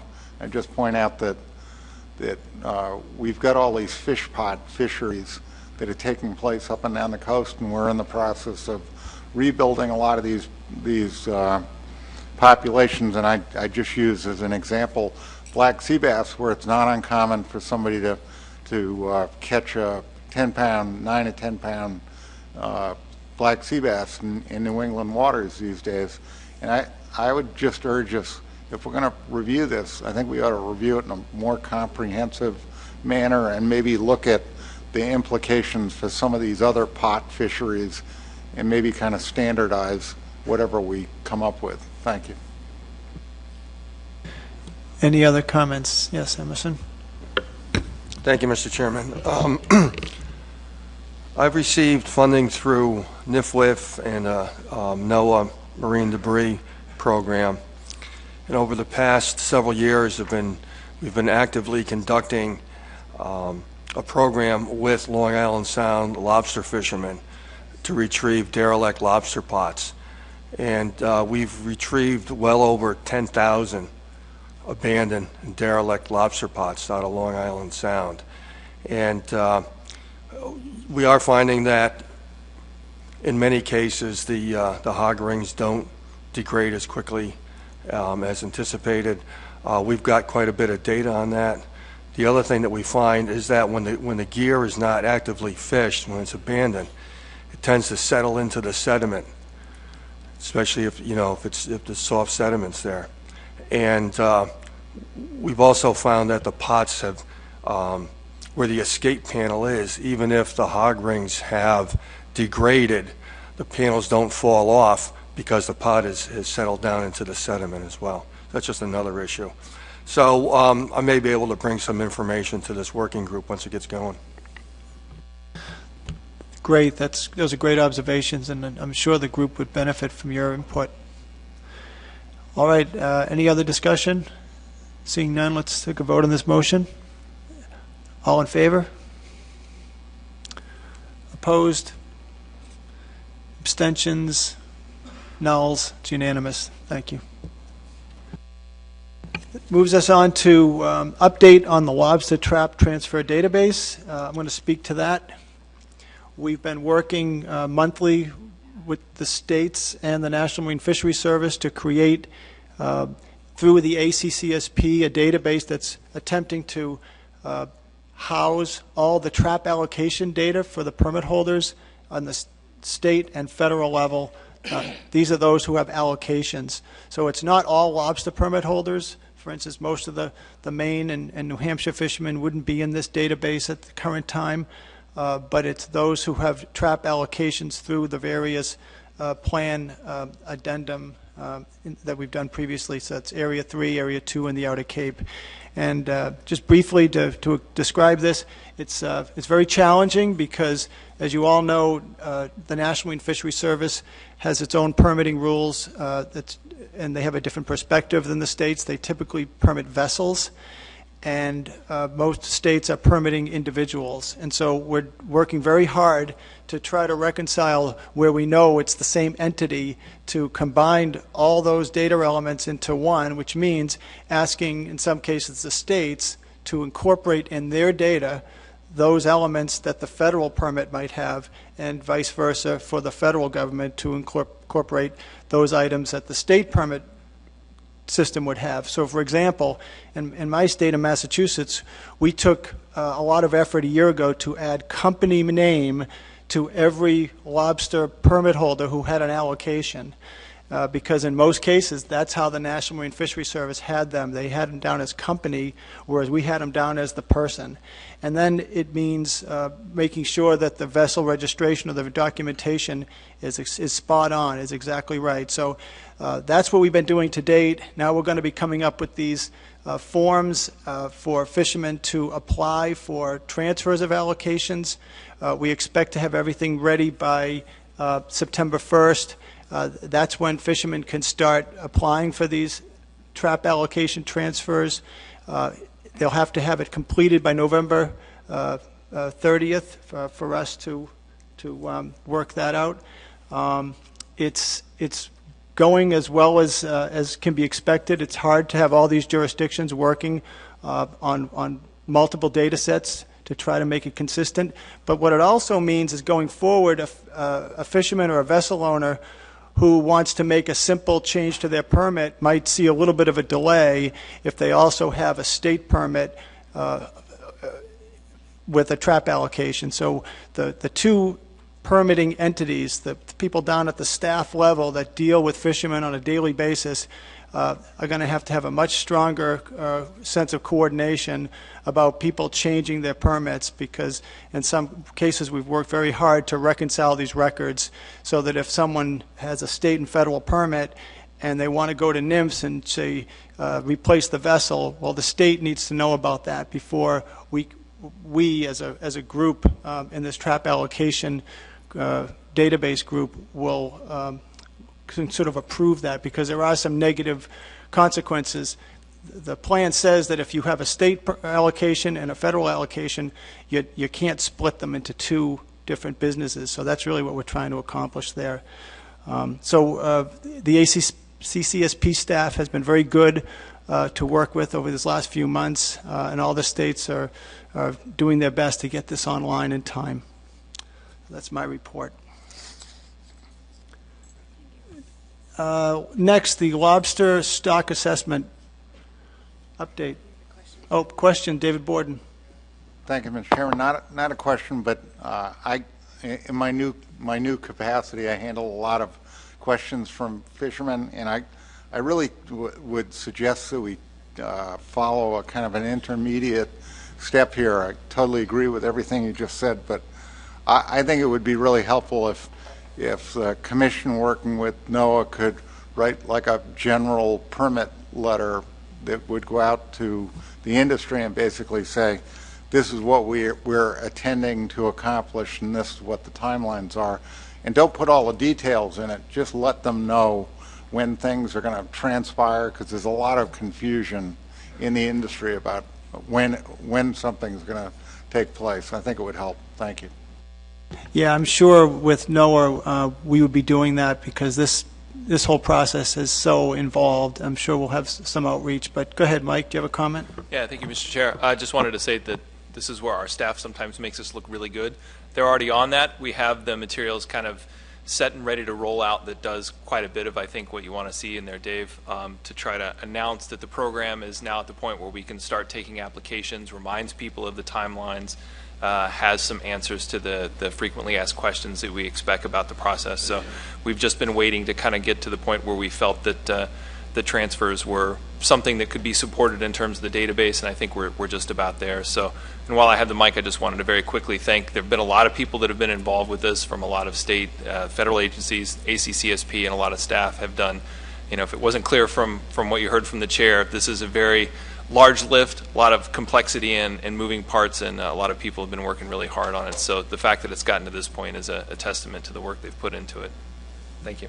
Thanks, Mike. And I just want to clarify if I misspoke. September 30th is the expected deadline for folks to get their applications into the agencies, and that gives the agencies October and November, 2 months to approve it, so that by the time we are issuing new permits for the calendar year, which we do at the state level, folks will have their new allocation adjusted accordingly. All right, to Bob Glenn on the stock assessment. Oh, Tony. I'll give Bob a reprieve. The staff is working to set up or finalize the assessment peer review. It's going to either be in Rhode Island or Massachusetts, somewhere easily commutable to Woods Hole, for we have a peer review or a modeler that is on a survey that week. So we're trying to keep him as close to home so he can go back and forth every day in order to prepare for his survey work. The modelers are doing an amazing job, and I'd like to thank you all for your staff's time and their ability to work on the assessment, in particular Bob and Kim and Larry Jacobson and Burton Shank from NOAA Fisheries, who have working extremely hard to model the document since we no longer have commission staff working on the assessment. They've been stepped up to the plate and done a lot of work, and we greatly appreciate it. And so we will have the peer review to present to the board at the August meeting. Thank you, Tony. Bill Adler? At the August meeting, therefore, what are you going to have? The stock assessment? The stock assessment and peer review report to the board. Both? Because the peer review will occur the week of June 8th. Oh, okay, so the thing basically will be finished and presented to us in August. Correct. Thank you. Any other questions? Bob Beal. Thank you, Mr. Chairman. I think talking with Pat Canfield earlier today, I think they're leaning toward Newport, Rhode Island for the peer review. So pretty accessible for the Woods Hole folks and easy to get to in and out of Providence. Thanks, Bob. Next item on the agenda. We have some advisory panel members to consider and approve for the Jonah Crab AP, and we apologize. The nomination forms did not translate and make it onto the meeting materials, but they were on your meeting materials for the February meeting, so you did see them before. This agenda item was put off until this board meeting from February. So we have AP members from New Hampshire, Massachusetts, Rhode Island, New York, and Maryland to approve. If states have additional advisory panel members that they would like us to consider, please email those nomination forms to Tina or Megan, and we can have the board review those at the August meeting, but those folks could still participate on the advisory panel meeting that we would have for the draft FMP. Terry Stockwell, do you have a question? No, thank you, Mr. Chairman. With my Maine DMR hat on, we do have a nominee from Maine. However, his application is in a mail snafu because the DMR offices have switched from Hollowell to Augusta, and I had hoped to have brought it with me today, but we'll get it in the mail to you. Thanks, Terry. Tom? Yeah, just one modification. Mr. John Gurley, since he applied, has sold his business and is no longer interested, so if we could just remove his name from the motion. Thank you. Bill? So with that adjustment, is that what you're looking for, is a motion to approve the ones above, except for Mr. who? Mr. Gurley? Except for Mr. He's been removed, Bill. So Okay, yeah. so is that what you want as a motion for this, to approve? Yes. I'll make it. All right. Is there a second? Second by David Borden. The motion is to approve Todd Richard Ellis from New Hampshire, Captain Jan Harecki from Mass, William Purtell from Massachusetts, David Spencer from Rhode Island, Brian Tebow from Rhode Island, Chris Scola from New York, Earl Gwynn from Maryland, to the Jonah Crab Advisory Panel. Motion by Mr. Adler, seconded by Mr. Borden. Any objections? Hearing none, we'll consider it unanimous.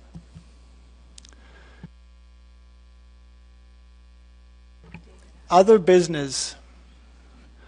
We have Mark Gibson. I just wanted to return to the stock assessment. We're going to get the report and the peer review. Given that there's not likely to be much good news about southern New England, what is the expectation of the board's likely action in response to that? Are we going to be thinking about taking some kind of response to that at the summer meeting, or taking longer to digest it? How do you see that playing out? Well, that's the $64,000 question. So it'll be presented to us in August. I assume we'll probably have to come up with new possible thresholds. Bob, what's the thinking of the stock assessment, folks? What can we expect? I'm going to use the politically correct answer to that, Dan, is that prior to the peer review, I think the committee would be happier if I didn't offer those suggestions.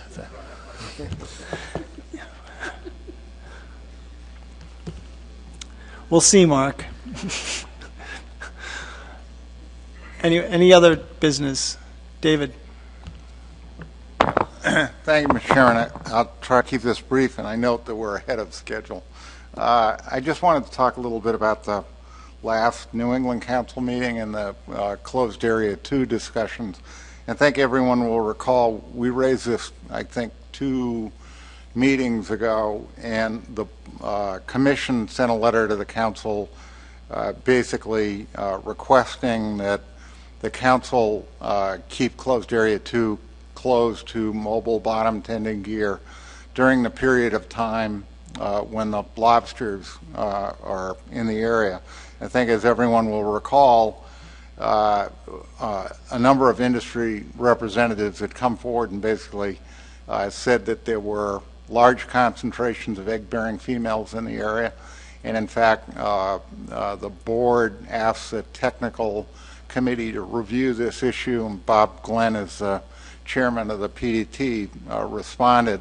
And the response basically was that up to 80% of the lobsters in the area seasonally are egg-bearing females, and actually, more importantly, from my perspective, there's and Bob can speak to this himself better than I can, but the scientific understanding in the Gulf of Maine between the inshore fishery and population and the Georges Bank population is really evolving in this stock assessment. And I think once we actually get the stock assessment, what we're going to see is that there is a definite connection between these two parts. So the significance of this is the council has this habitat amendment, I think, as everyone knows, and one of the options in the habitat amendment is to open closed area 2.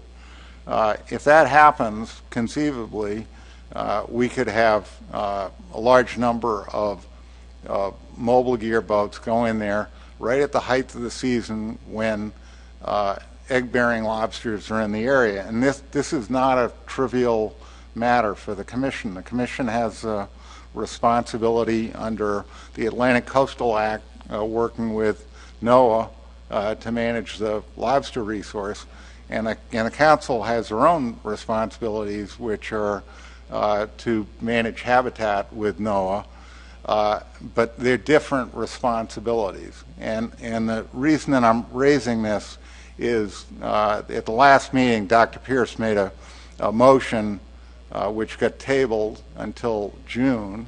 You mean at the last council meeting? Or the last council meeting. Made a motion to prohibit mobile gear in any portion of closed area 2 north of 41 degrees 30 minutes during the period of June 15th through October 31st. As I said, that motion got tabled until the June meeting. And so what we have here is that there are a lot of moving parts that are going on simultaneously, and I'm a little bit concerned that the commission is going to lose its opportunity to comment on this issue. As I said, we submitted a letter to the council. Unfortunately, the letter didn't include specific dates on when we thought that the mobile gear should stay out of that. If, as Bob Glenn stated in his memo to the board, up to 35% of the entire egg-bearing female population from the Gulf of Maine and Georges Bank is in closed area in the summer months, I think the last thing anyone around this table wants to see is a group of mobile gear boats go in there and work during that time period, because the inshore fisheries that are dependent upon this egg production basically employ 6,000 fishermen and are worth $400 million. So this is a big issue, I think, for the board. So what I'd like to suggest here is that we ask the board chair to work with the executive director and the commission chairman and send another letter to the council, is specifically requesting that the council keep any portion of closed area 2 north of 41 degrees 30 minutes closed during the time period of June 15th to October 31st. I'd be happy to make that as a motion. That is one suggestion, and I've got a second suggestion, but I think it'll be good to take these up separately. At this point, we're just discussing it. You haven't made a formal motion yet. You're just No. looking for feedback? Yeah, I'd like to hear a reaction from the board members. If people are supportive, I'll make a motion. Okay. Any reaction from the board?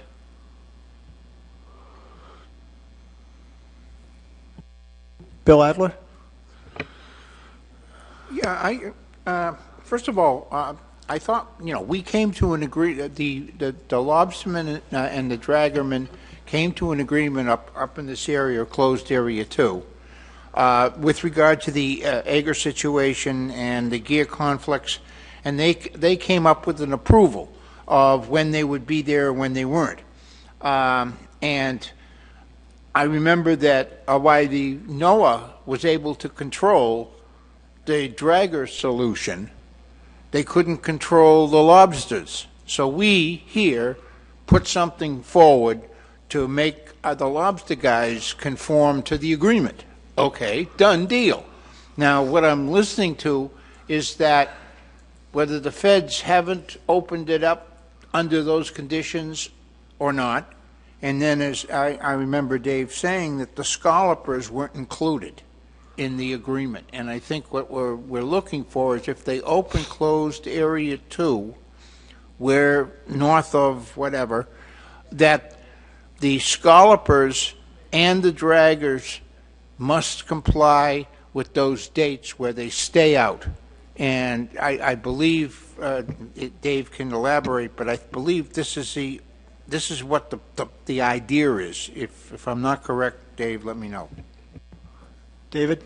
Yeah, in terms of the otter trawl, grand fishermen is a better way to characterize it. The grand fishermen and the lobster industry negotiated an agreement, put that in place. The agreement essentially prohibits mobile gear in the area from June 15th until October 31st. That agreement, in fact, was updated about a month ago. This morning I sent a copy of the updated agreement to Tony, so she has it and she can distribute it to everybody. But so Bill is correct. This whole issue basically comes down to the scallop industry, fishing in the area. We've had ongoing discussions between the Atlantic Offshore Lobster Association and the scallop industry. We've got a framework for an agreement, but the scallop industry essentially, and I'm not here speaking on their behalf, but they refuse to sign the agreement because they need guaranteed access into the area in the spring when the yields are going up. And in order to do that, they have to get the council to approve closed area access days earlier.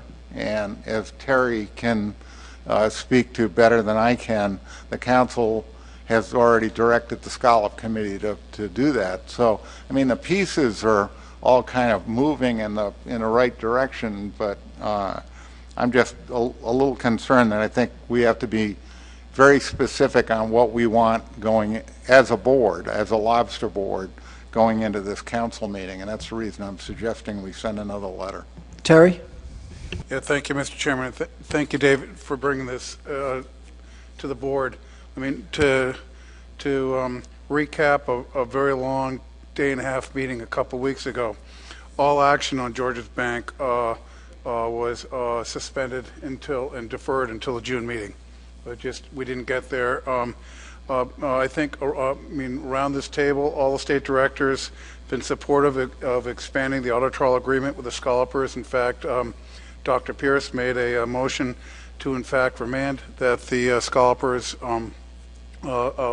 develop an agreement with the lobsters, with the lobster fishery, or the council was going to do it for them. So the one kind of yellow blinking light I have is that the public comment period for the Habitat omnibuses is beyond us. We've had over 200 public hearings, 170,000 public comments, and so we can vote to send a letter from the board but I think it's going to resonate with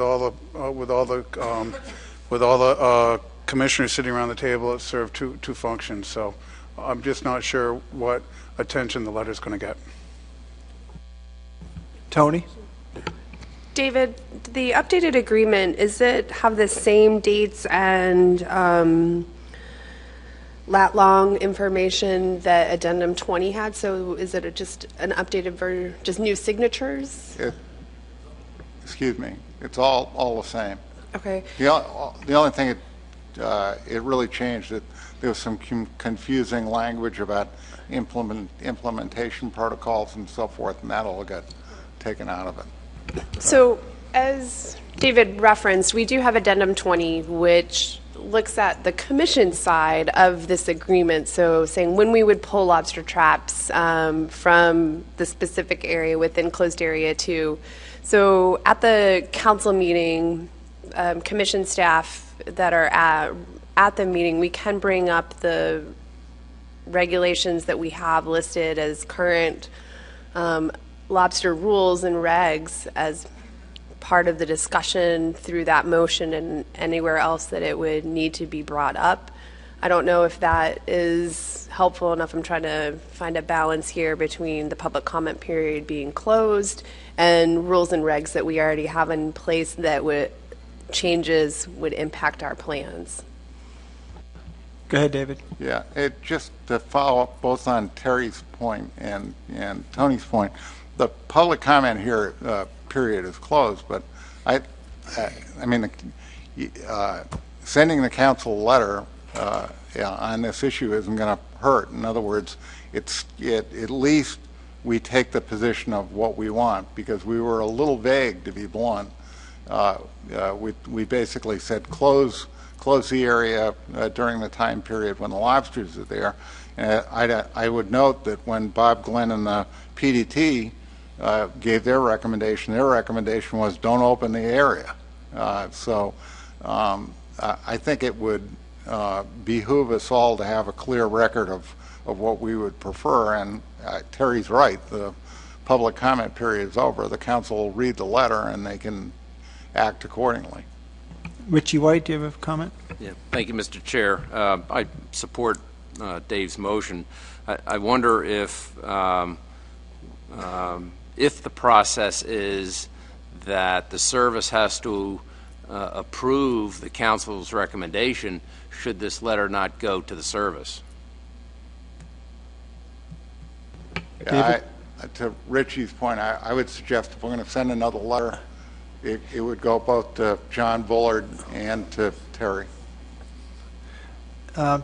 Mike Ruccio? Thank you, Mr. Chair. I think it's, certainly do as you will with the letter. I don't want to dissuade you from doing that. You can certainly CC John, but at this point the council has yet to take final action. So the service hasn't formally entered into that period where we're in review of their recommendations. So although it might have merit in terms of letting us know your mind at this point, for the eventuality of when we review it, it's still very much in the council's forum. And Terry, correct me if I'm misspeaking or mischaracterizing this, but I think addressing it probably to the council at this point is the better bet. Terry. Yeah, thank you, Mr. Chairman. I certainly would support moving this letter along. To Dave's point, it isn't going to hurt. But I mean, John Bullard is a member of the council, so he's going to get receipt of this letter in wherever it's addressed. But the one suggestion I would have is that the letter moves ahead in time for the June 1st Habitat Committee meeting, which was just scheduled today. So the Habitat Committee will have it in their hands by then. That might help push the development of an agreement between the scalpers and lobstermen before the council meets at the latter part of June.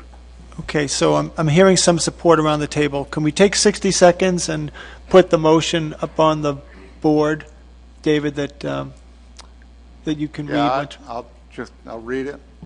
Just say that move to request the commission to send a letter to the council and reiterate our concerns in regard to the lobster resource, and request the council to keep closed area 2 closed from June 15th to October 31st, north of 41 degrees 30 minutes.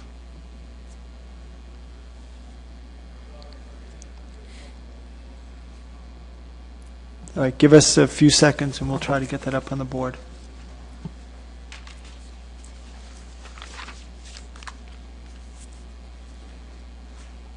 Are there any other comments or questions while we put this together?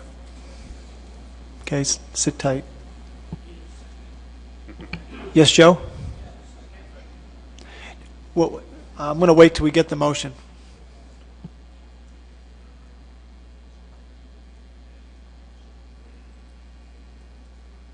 The first version I heard of the motion didn't sound like the second version, so we should take a look at it up on the board.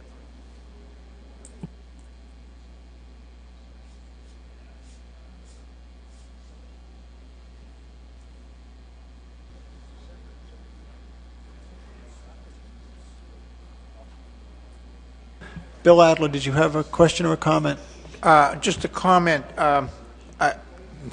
Dave may have put it in, but closed to all mobile gear, tending gear. I think just. Well, let's take a look at what he's got. Okay, Maybe we can all right. refine it.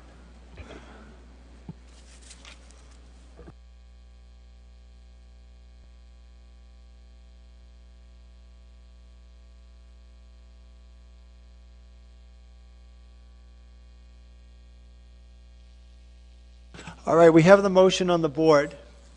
David, do you want to read it? Make sure it's yours. Yeah. Move to request the policy board to send a letter to the New England Fishery Management Council reiterating our concerns for lobster and request a prohibition on all mobile gear in closed area 2 from June 15th to October 31st, north of 41 degrees 31 minutes. David, should that be phrased bottom tending mobile gear? Yes, please.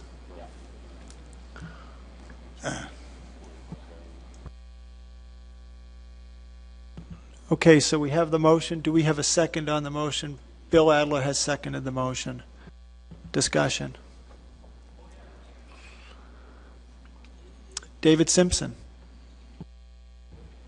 Yeah, I mean, I understand this, and we do have a place here because the commission's got the lead on lobster, but there's what, $50 million worth of scallops in that area? Is that the right number? People should be aware of that. And does it require such an extreme measure or recommendation from this group, or do we let those fisheries try to work out some kind of agreement so that the broader fishery gains some value here?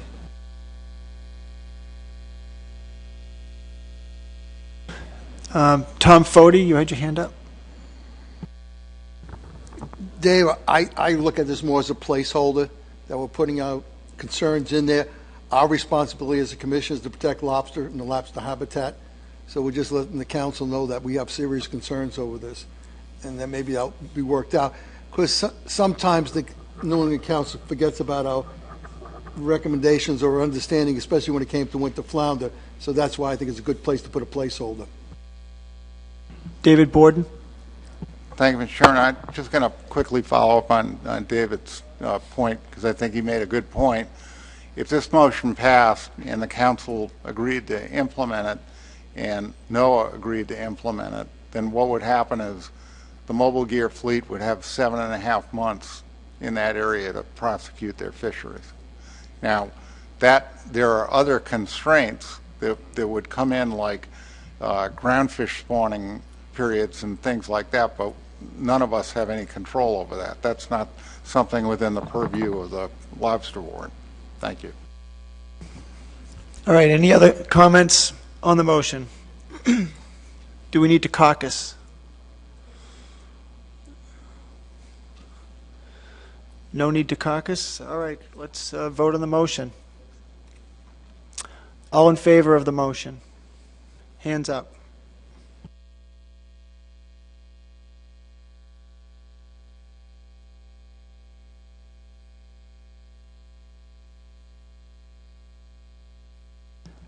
All opposed to the motion? Seeing none. Abstentions? 3, 4. Null votes?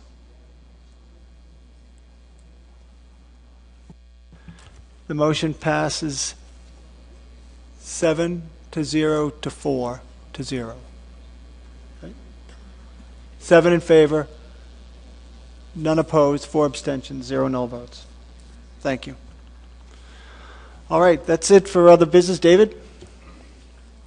I've got actually one more motion I'd like to make. But before I do it, with your indulgence, I'd like to ask Mike or Terry just very quickly explain the process the council will go through in terms of they're going to meet in June, and then the staff, my understanding, the staff will take maybe 6 or 8 weeks to finalize the amendment, and then that amendment will go to the National Marine Fisheries Service, and that'll start the internal review process. But as part of that process, as I understand it, and I'll ask Mike this, if he could explain whether or not there's a public comment period and when that might take place.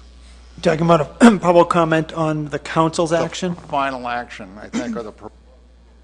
Mike, can you speak to that? Sure, happy to.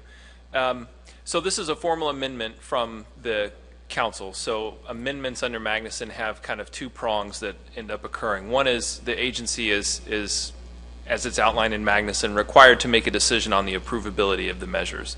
So it often gets a little bit confusing because there's an approvability set of documents that goes forward in the Federal Register, and then there's rulemaking, which would be a proposed and final rule to actually implement the measures. And these kind of get kicked off at the same time. It's a long-winded way of saying there are public opportunities for comment on once the agency has received and kind of accepted the council's recommendations and then put that forward.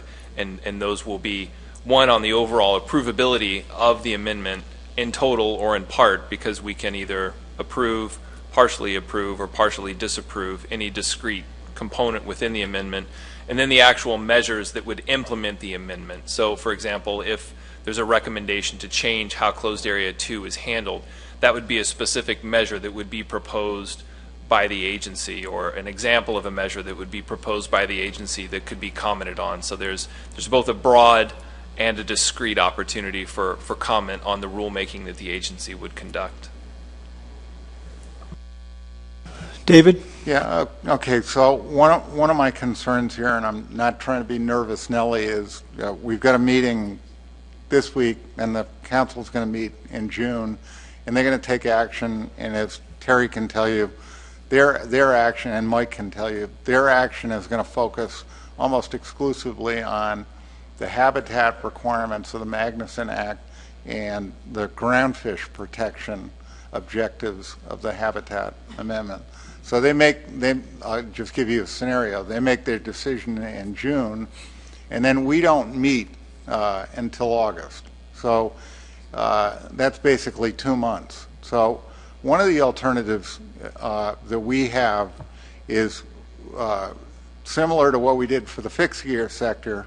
We could begin an addendum that essentially would prohibit mobile gear fishing in this area that we just described in the prior amendment, and then as we do with all our fishery management plans, forward a recommendation to NOAA right on the same timeline that the council recommendation was going forward.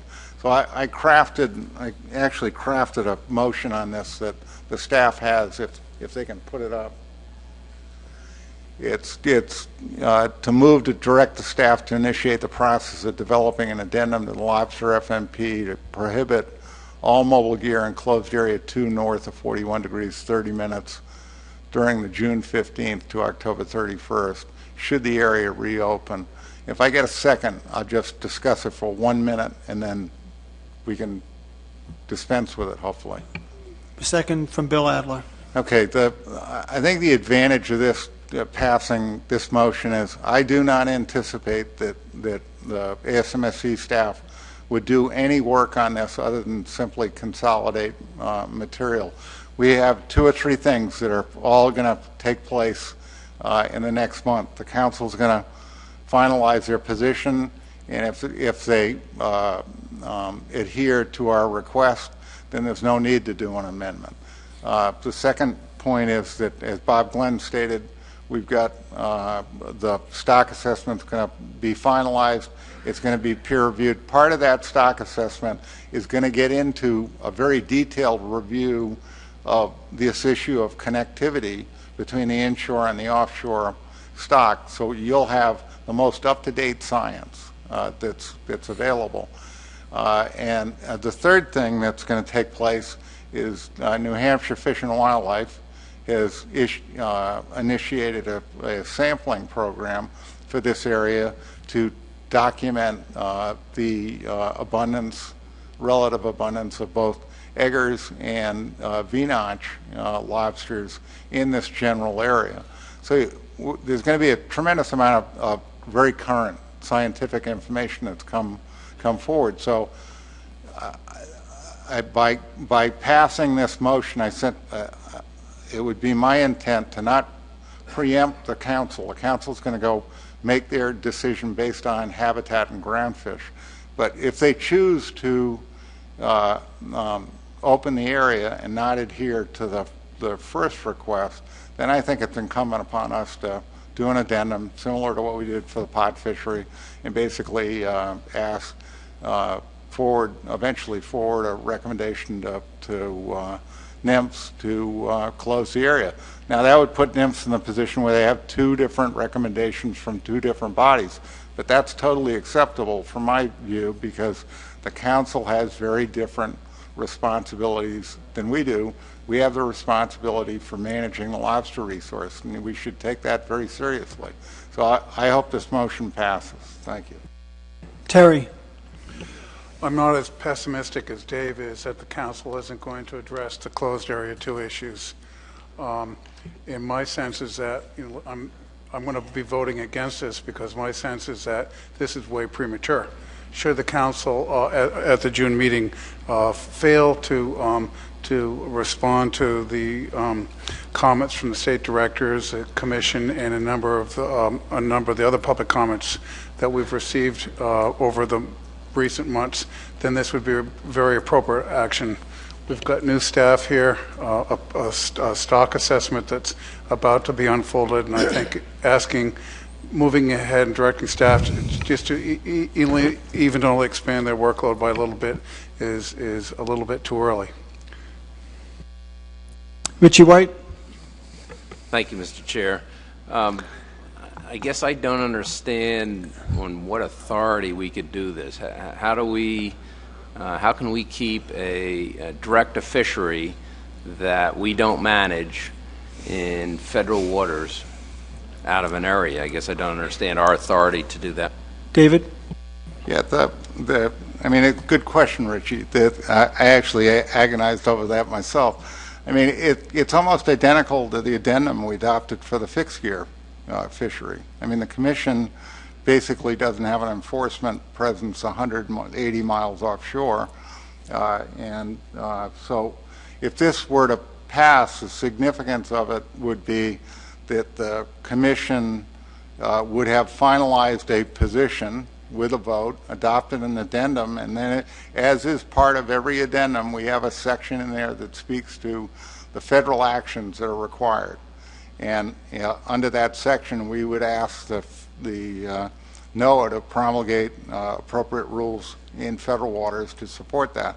And they would do that over the duration. That's the way we've handled all of these other rules. So this would be a Atlantic Coastal Act contingency that clearly lays out our responsibilities to put together appropriate management actions and clearly gives the NOAA the authority to promulgate rules in federal waters. And the specific language is in support of ASMSC actions. Thank you. Mark. Thanks, Mr. Chairman. I hate to do this to my esteemed colleague, but I find myself agreeing with the chair of the council that we seem to be getting out ahead of ourselves on this, and I have some serious questions about jurisdictional matters. And I'd like to know, hear from general counsel and folks like that before I embarked on. And this seems to be solely in action and would be configured solely in federal waters. I don't know that we've ever done that before with Lobster. Maybe we have. We've always had, seems to me, state waters connections. I think we're getting way out ahead of ourselves and with the New England Council not respecting the process that they need to go through, particularly next Habitat Committee meeting. So I don't think I can support this at this time.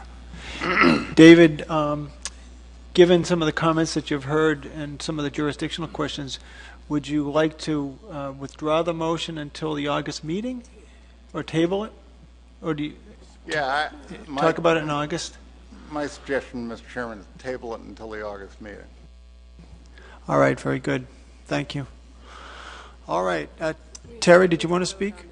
Oh, no, I'd make the motion to table the motion until the August meeting. Okay, Postpone. second on the motion. Dennis Abbott, second the motion. Any need to discuss? No. All right. All in favor?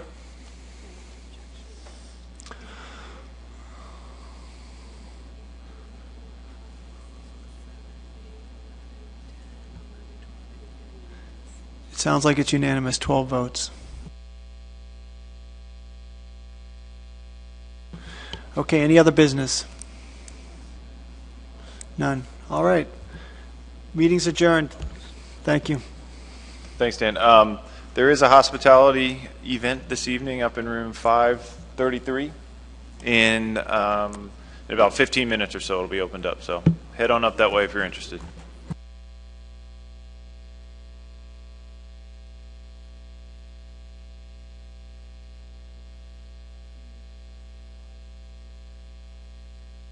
Yeah, room 533.